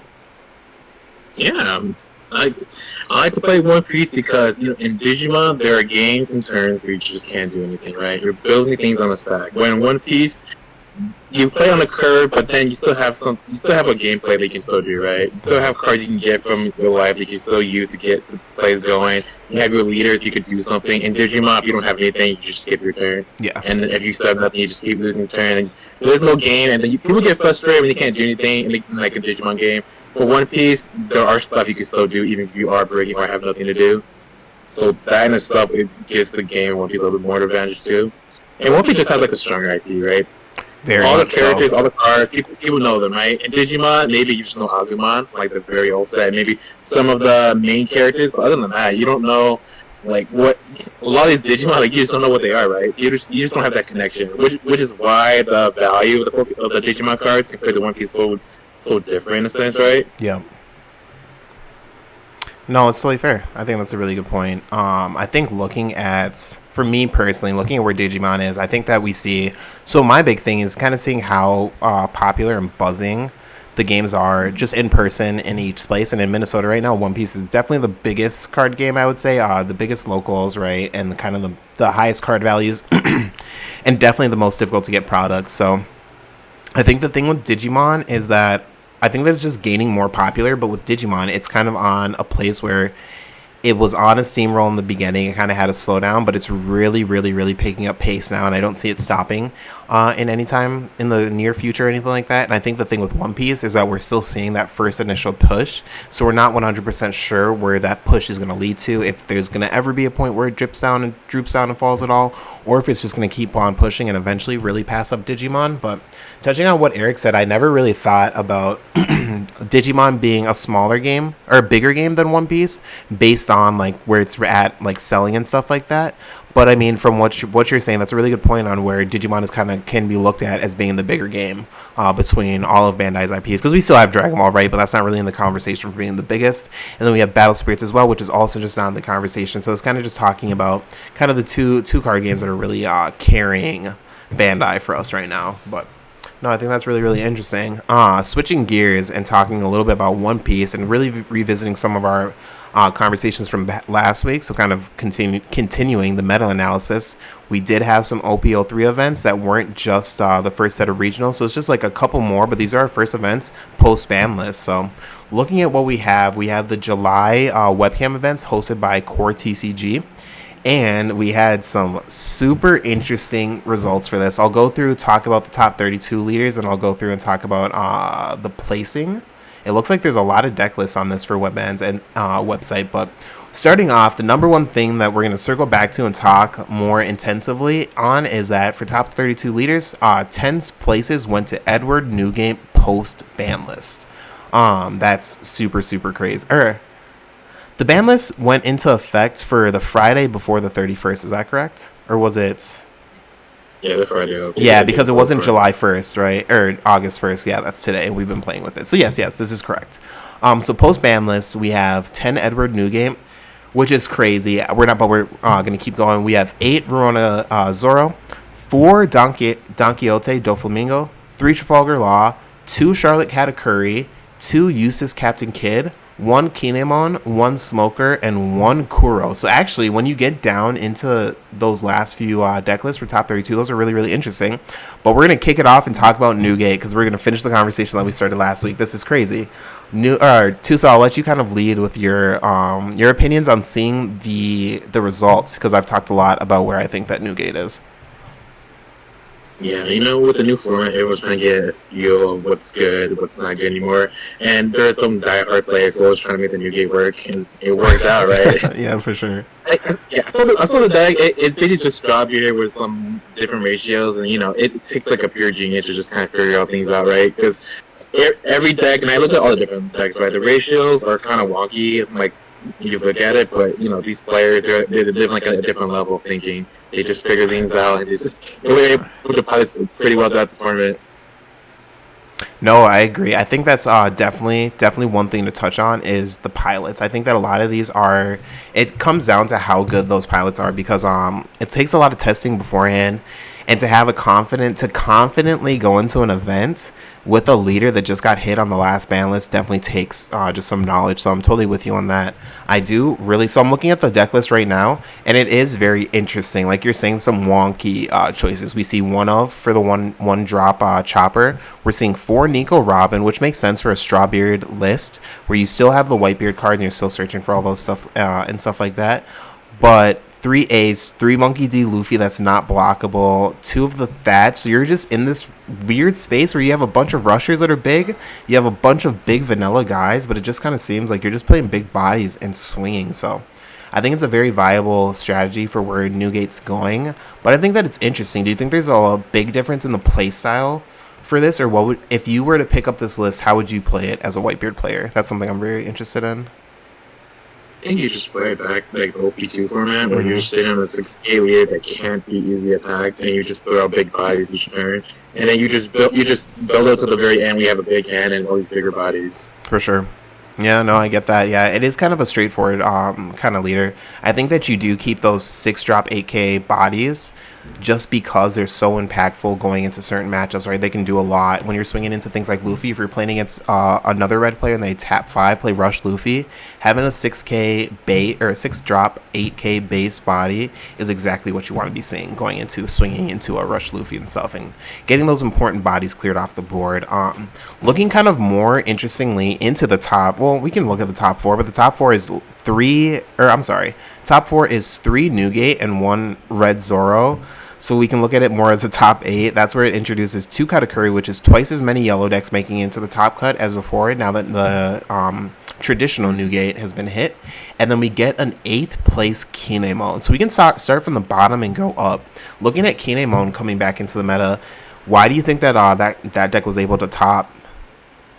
Any deck that can beat Zoro has a good shot of doing really well. That's like, my deck beats Zoro. If it can beat Zoro, then it's going to go. And if you just pick Zoro, you just win, right? No, true. And when you're seeing a topping list, right, it's not just Zoro, though. I think green into red in general is where it's going to be good. Red does have the outs. When you're looking at Ace, I think Ace has a way better matchup into most green lists because you're looking at a destruction-focused leader.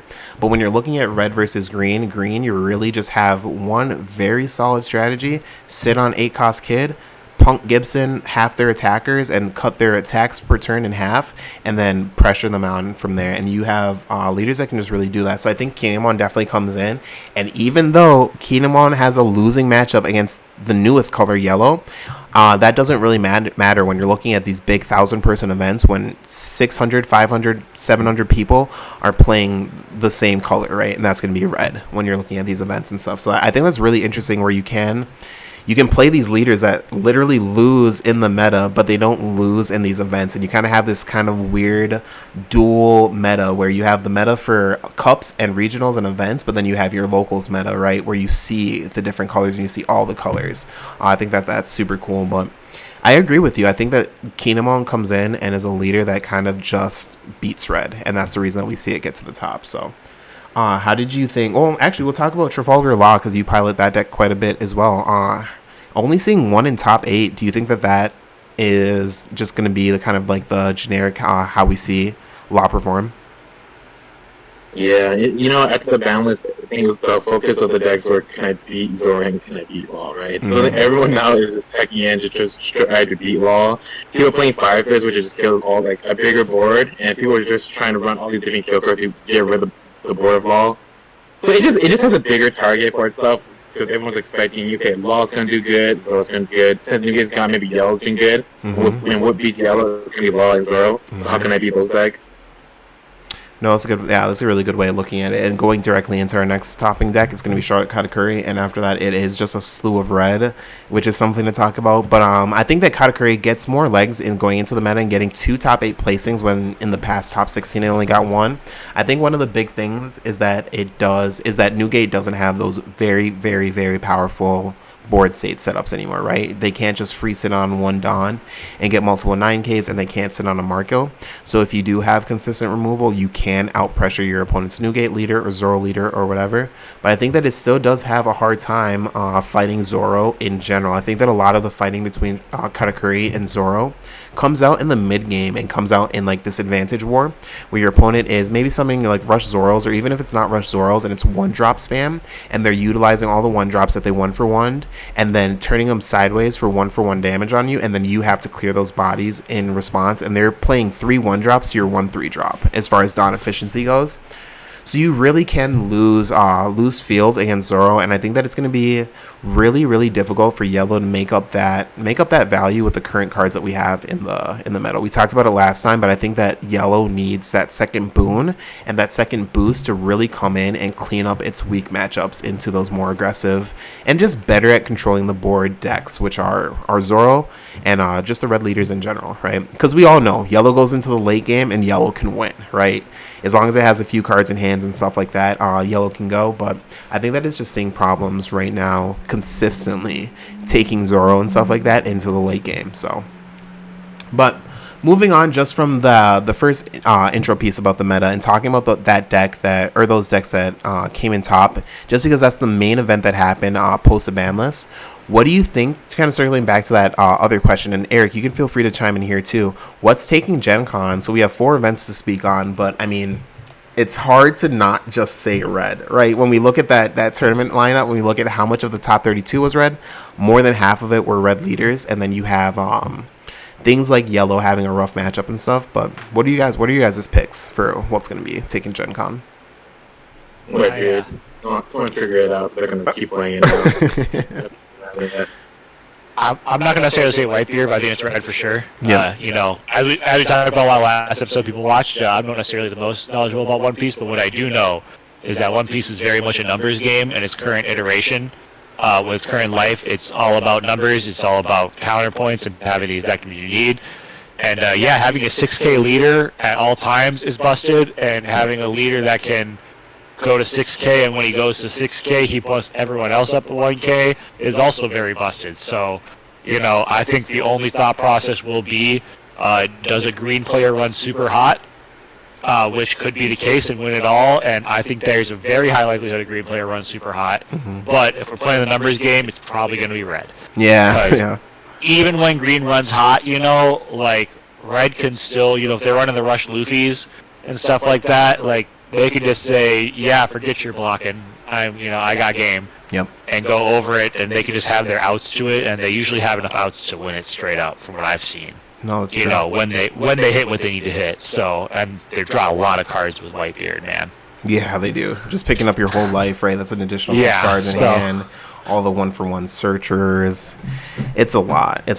I think if I had to kind of go through and pick up deck to win each event, right, and keep it honest, we got to go Whitebeard winning the first online event, and then we have Zoro winning the second one. But I think if we're looking at the 2 in-person events, I think that with such a big target on your back as Zoro and Whitebeard, you do have some decks that kind of can come in and do super, super well.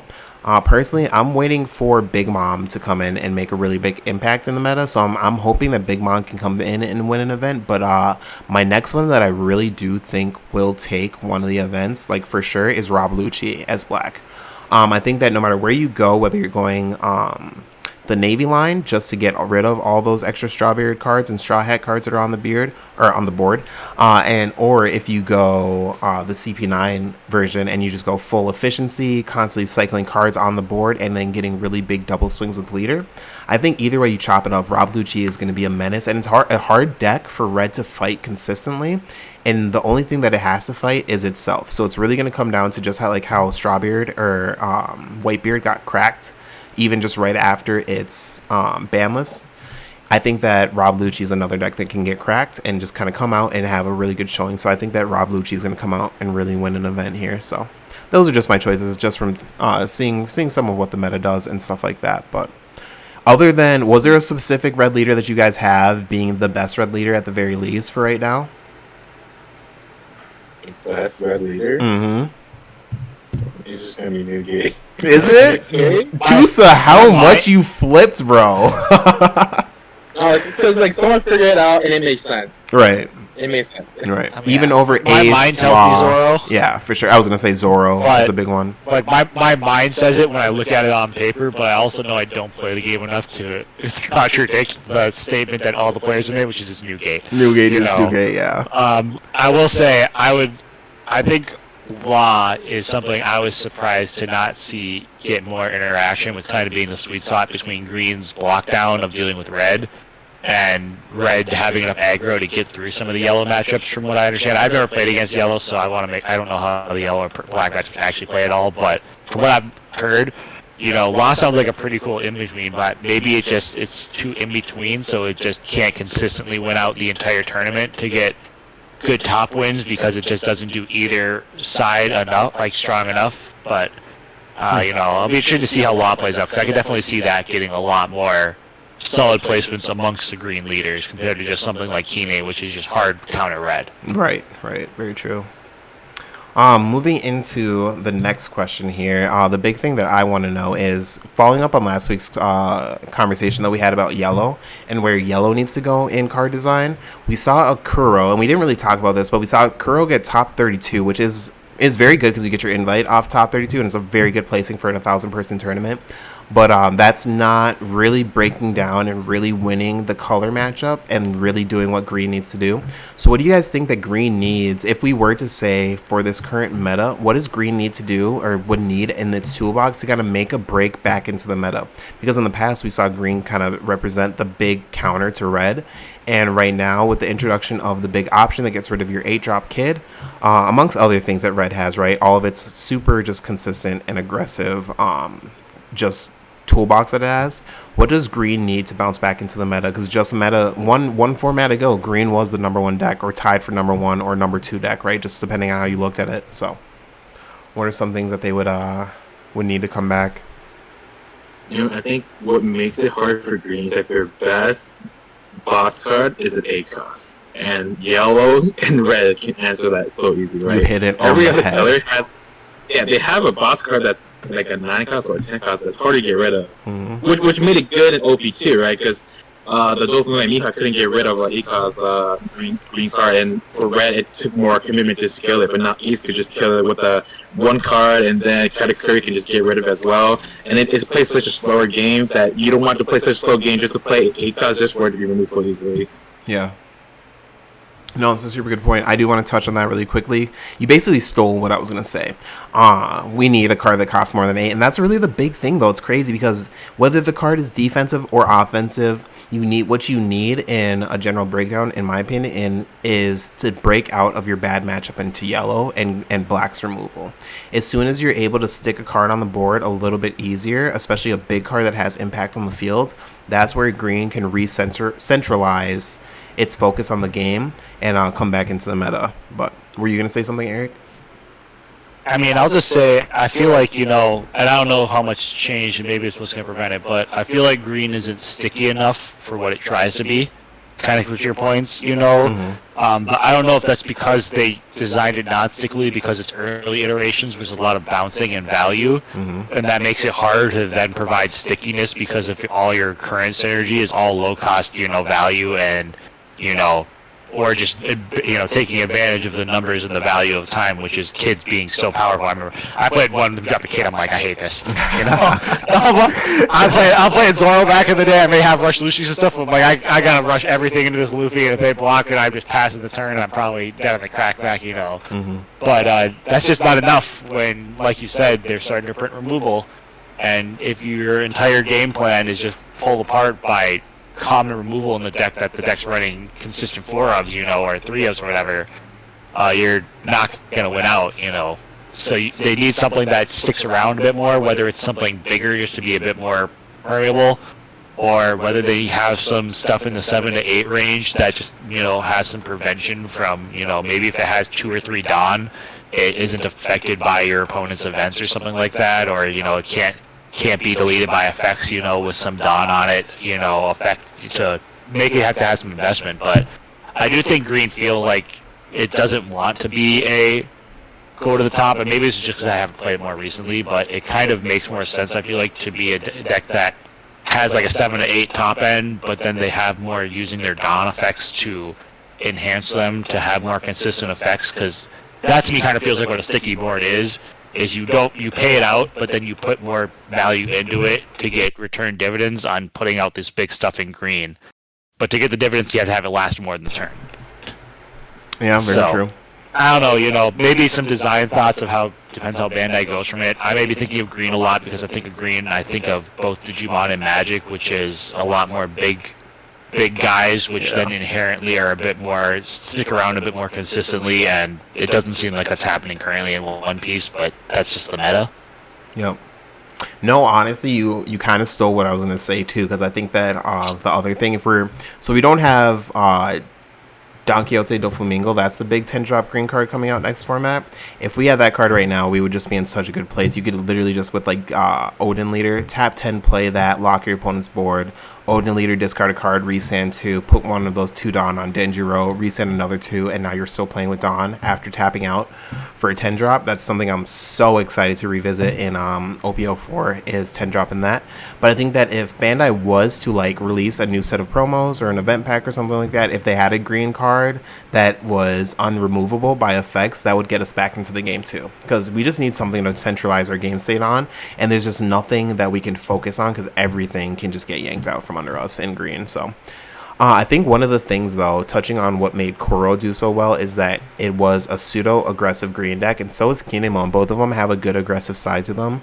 And I think that if we were to get a new card that is just a really aggressive green card that's good at being aggressive and hard to remove on the board, that would be really ideal in the current meta, and that could really get green back into the meta. So even if somebody can find a card in our current card pool that is like just more aggressive than what you kind of thought or what you would initially think of, and then find a way to abuse that, I think green could find a way to kind of make its way back in. But it's all about bouncing back from that removal right now, and there's just not enough searchers in the game that can help you bounce back from a certain amount of removal, in my opinion, though. But yeah, no, and just an interesting topic. I think that looking at all the different colors and looking at kind of where they lack, because right now it's kind of a space in One Piece where you kind of compare everything to red and where red kind of lies with power level. So when you're looking at those two things, all of the things that you're looking to add are things that red already has in its package, right? They have big bodies that can drop for more than 8.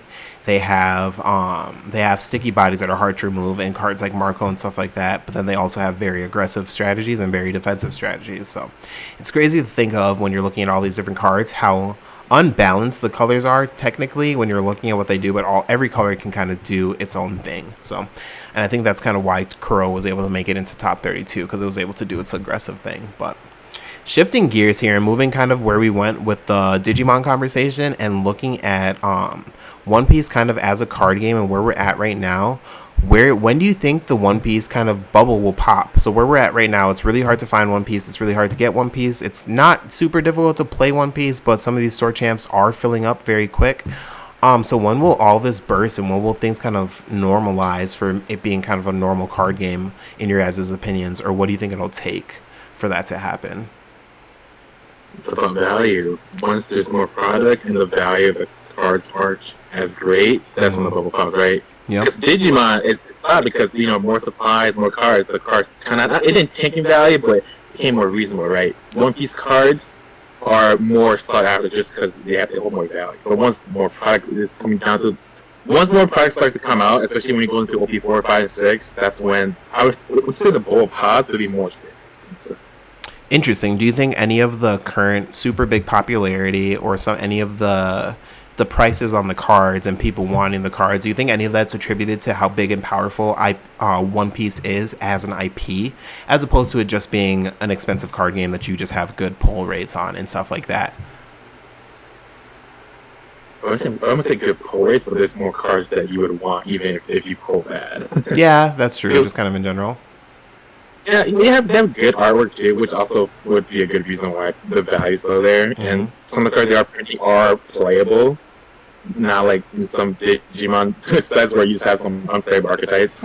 Yeah, no, very true. Very, very true. I personally do believe part of the big attraction of it is the huge IP. People like Digimon. People love Digimon. Honestly, a lot of us grew up with it. But the influx of people that came to One Piece that don't even play TCGs. This is so many people's first TCG, and they're just One Piece fans.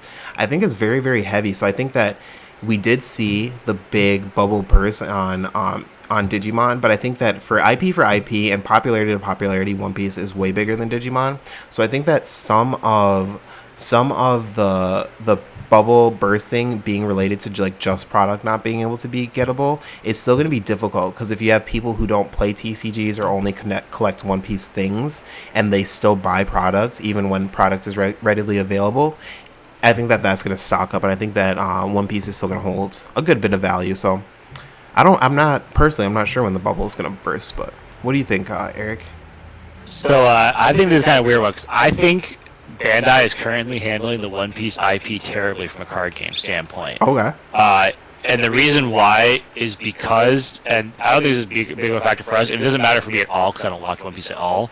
But they had manga spoilers for the next set. Oh right, yeah. There's manga spoilers for the anime, True. and like I'm sorry, but the largest portion of your viewer base is the anime watchers.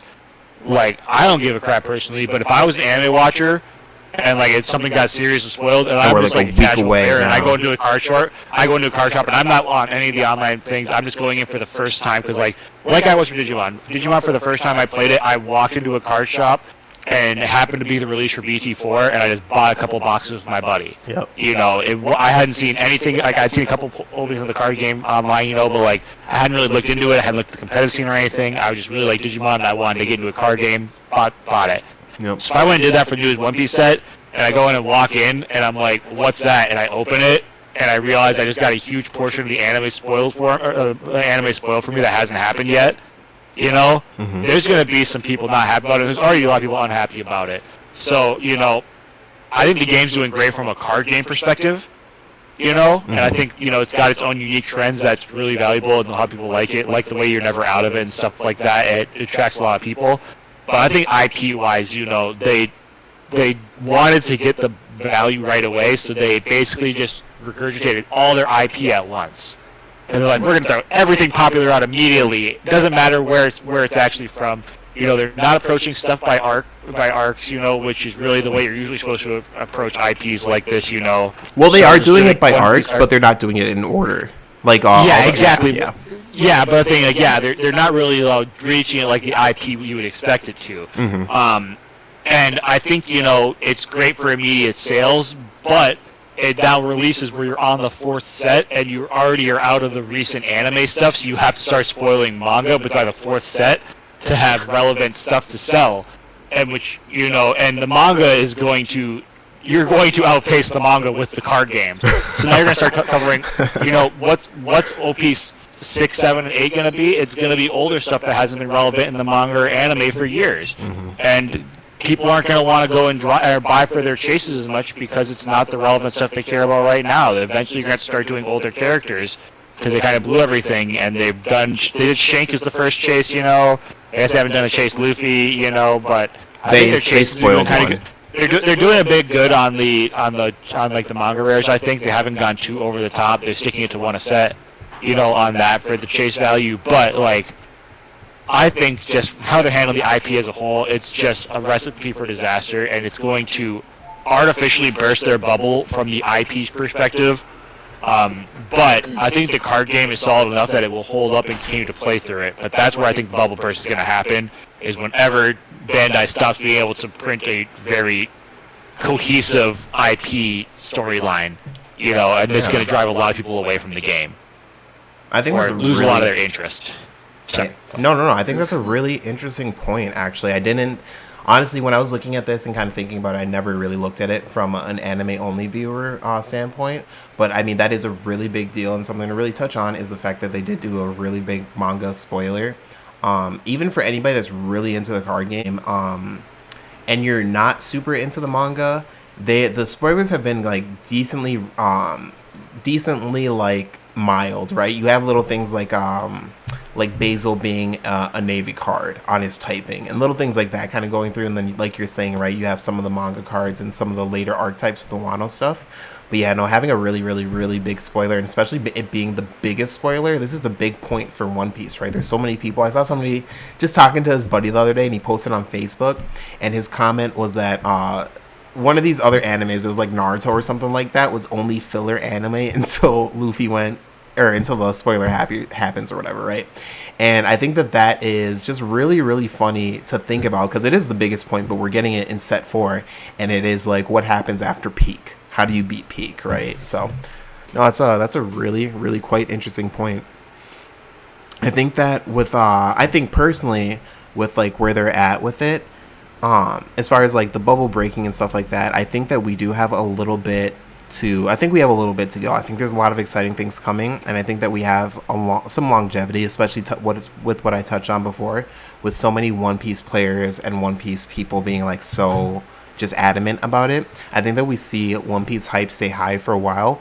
But I think the bubble really, really does burst, kind of just when it does become normalized. I think it's a timing thing. I don't think that it's really just necessarily like set 5, 6, or 7 or whatever. It might take a whole year just because we're dealing with a different type of hype. But I think it's just one of those things that has to burn out, and then we'll see it more equalize with everything. Just because like right now, touching on what Tusa said, the product value is crazy. The fact you can enter a regionals and treat that like a job and just get paid out is actually pretty tight, right? But especially when you're winning them like Mushi and Tusa. Yeah, you guys are going crazy. Getting all those top prizes.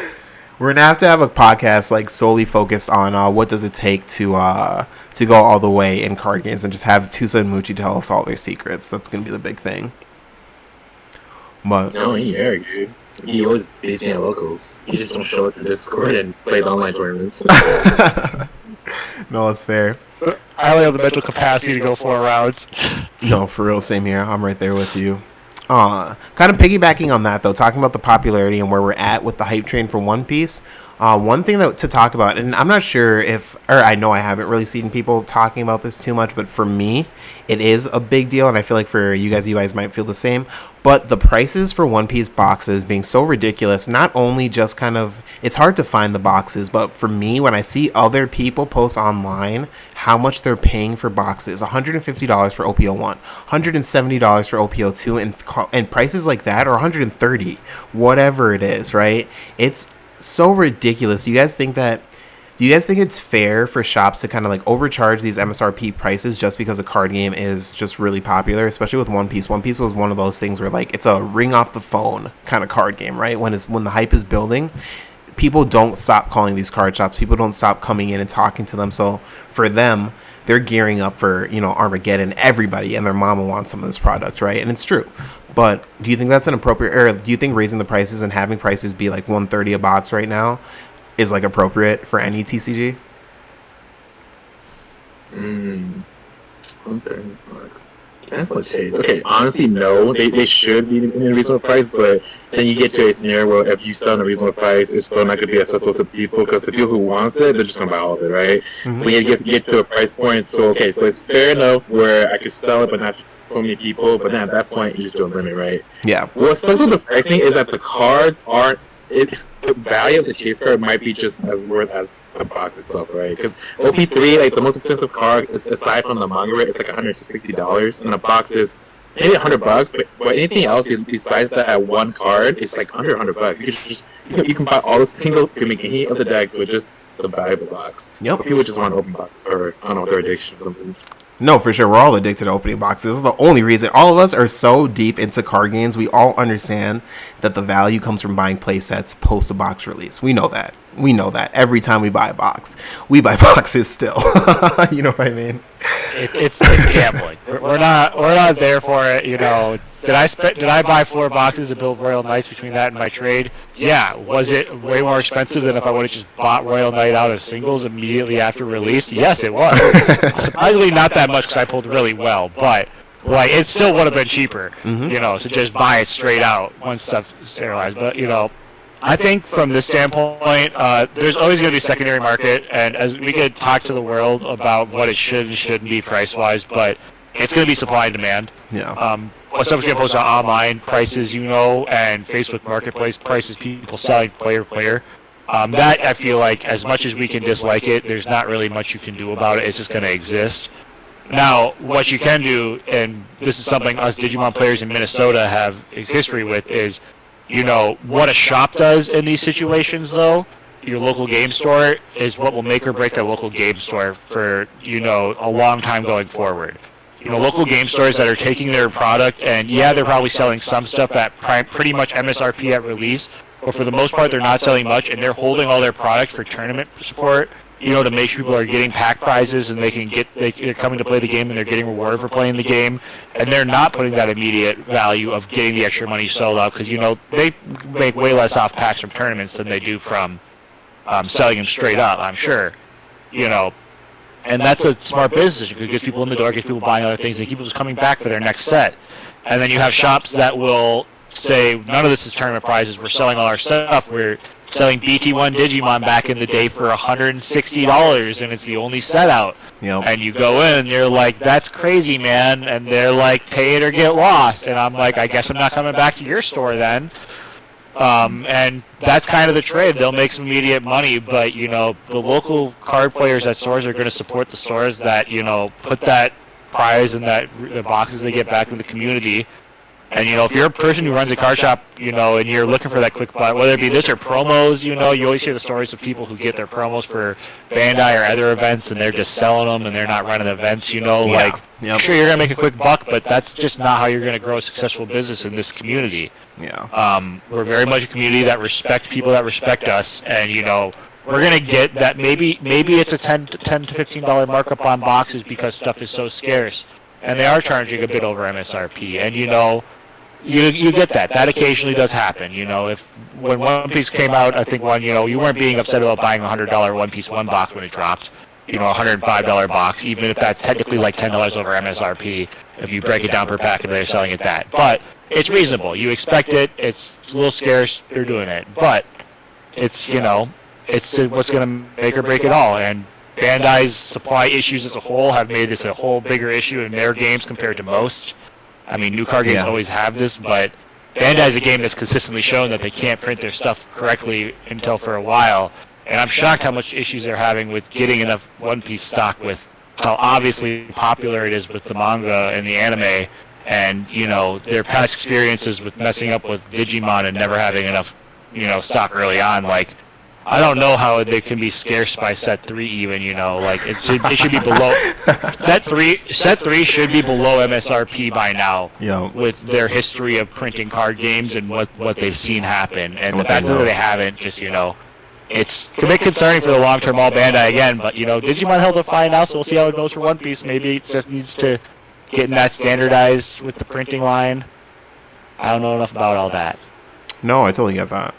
I think that your statement is very, very, very well put, especially the point about we're a community that respects people that respect us, and that's the one thing that I do really want to say. If you are in an area and you just have nothing but overpriced boxes in your area and it's just really hard for you to play or anything like that, just remember that you guys do have powers as players, and you guys all command where you guys shop, but the other thing that you guys command the most is where you guys play.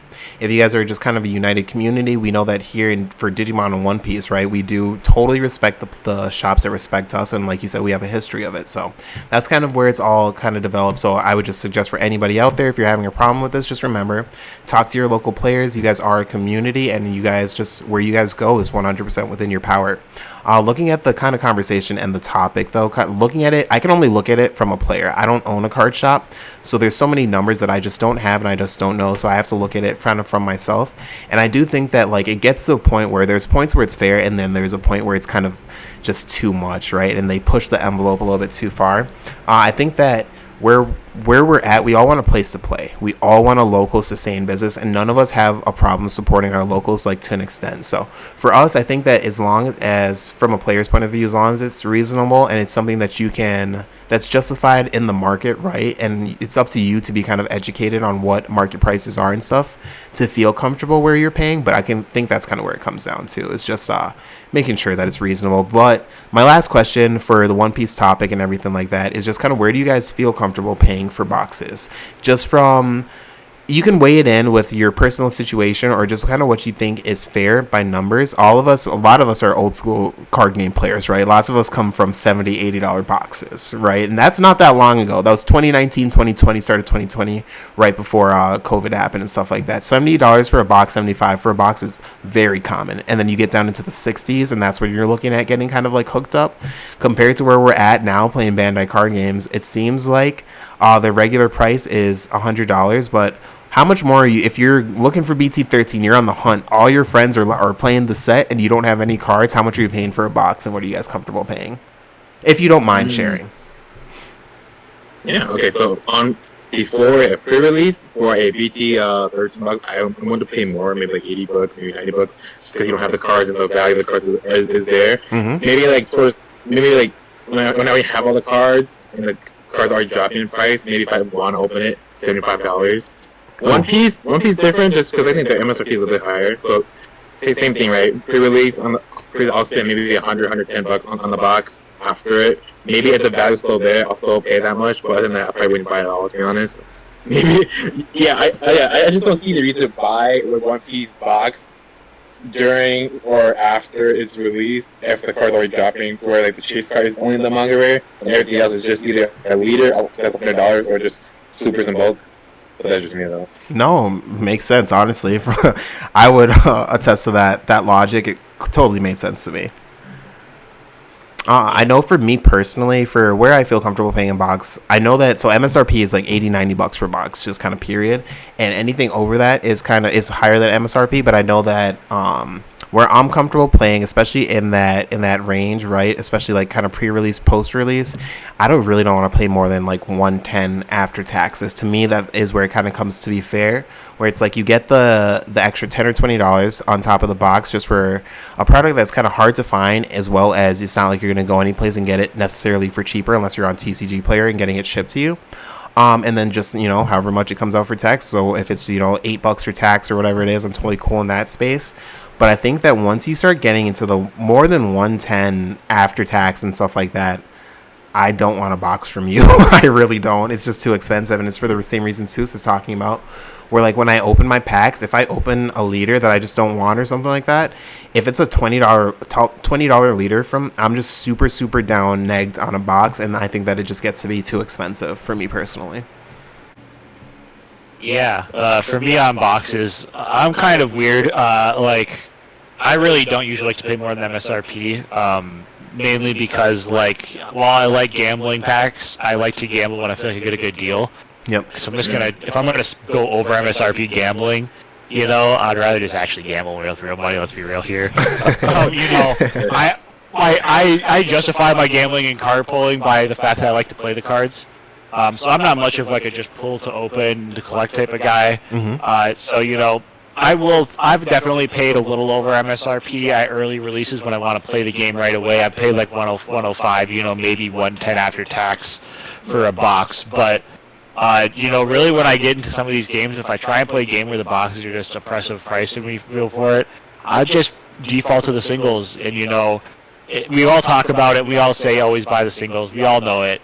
But as and it's not a cost thing at all for me personally. I could afford to just buy. I could realistically probably afford to buy a case of every Digimon set, and it wouldn't really hurt me that much financially. Mm-hmm. But I would never do that. That's just it's a waste for me. Yeah, for sure. I like cracking a couple boxes to crack a couple boxes and have fun. If I don't hit the alt card, I think it's cool. It's whatever. If I really want it, I'll buy it. Mm-hmm. And I think it kind of goes down to the same thing with the price. And if there was a card game where I really wanted the product and the singles weren't really there, then I probably would be willing to pay a significant uprate on the product, in a lot of situations. Like, I imagine that if I played Digimon and BT1, I would have definitely spent 130, 140 bucks on a box of BT1 back in the day. If I, had started playing and I was playing with people and really enjoying it with how scarce cards were, it made sense, especially if I didn't know a ton of people that had extra cards for trade because they happened to get a lot.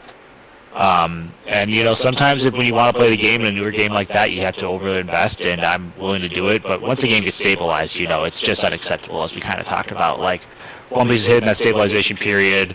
I could never under any circumstance, talk myself into buying a One Piece 4 box. or BT14, let's say Digimon, because I play a lot of Digimon. I could never talk myself into paying for a BT14 Digimon box for more than $100. Yep. There's just no situation in any world I could talk myself into doing. I know the prices will be cheaper by a week after.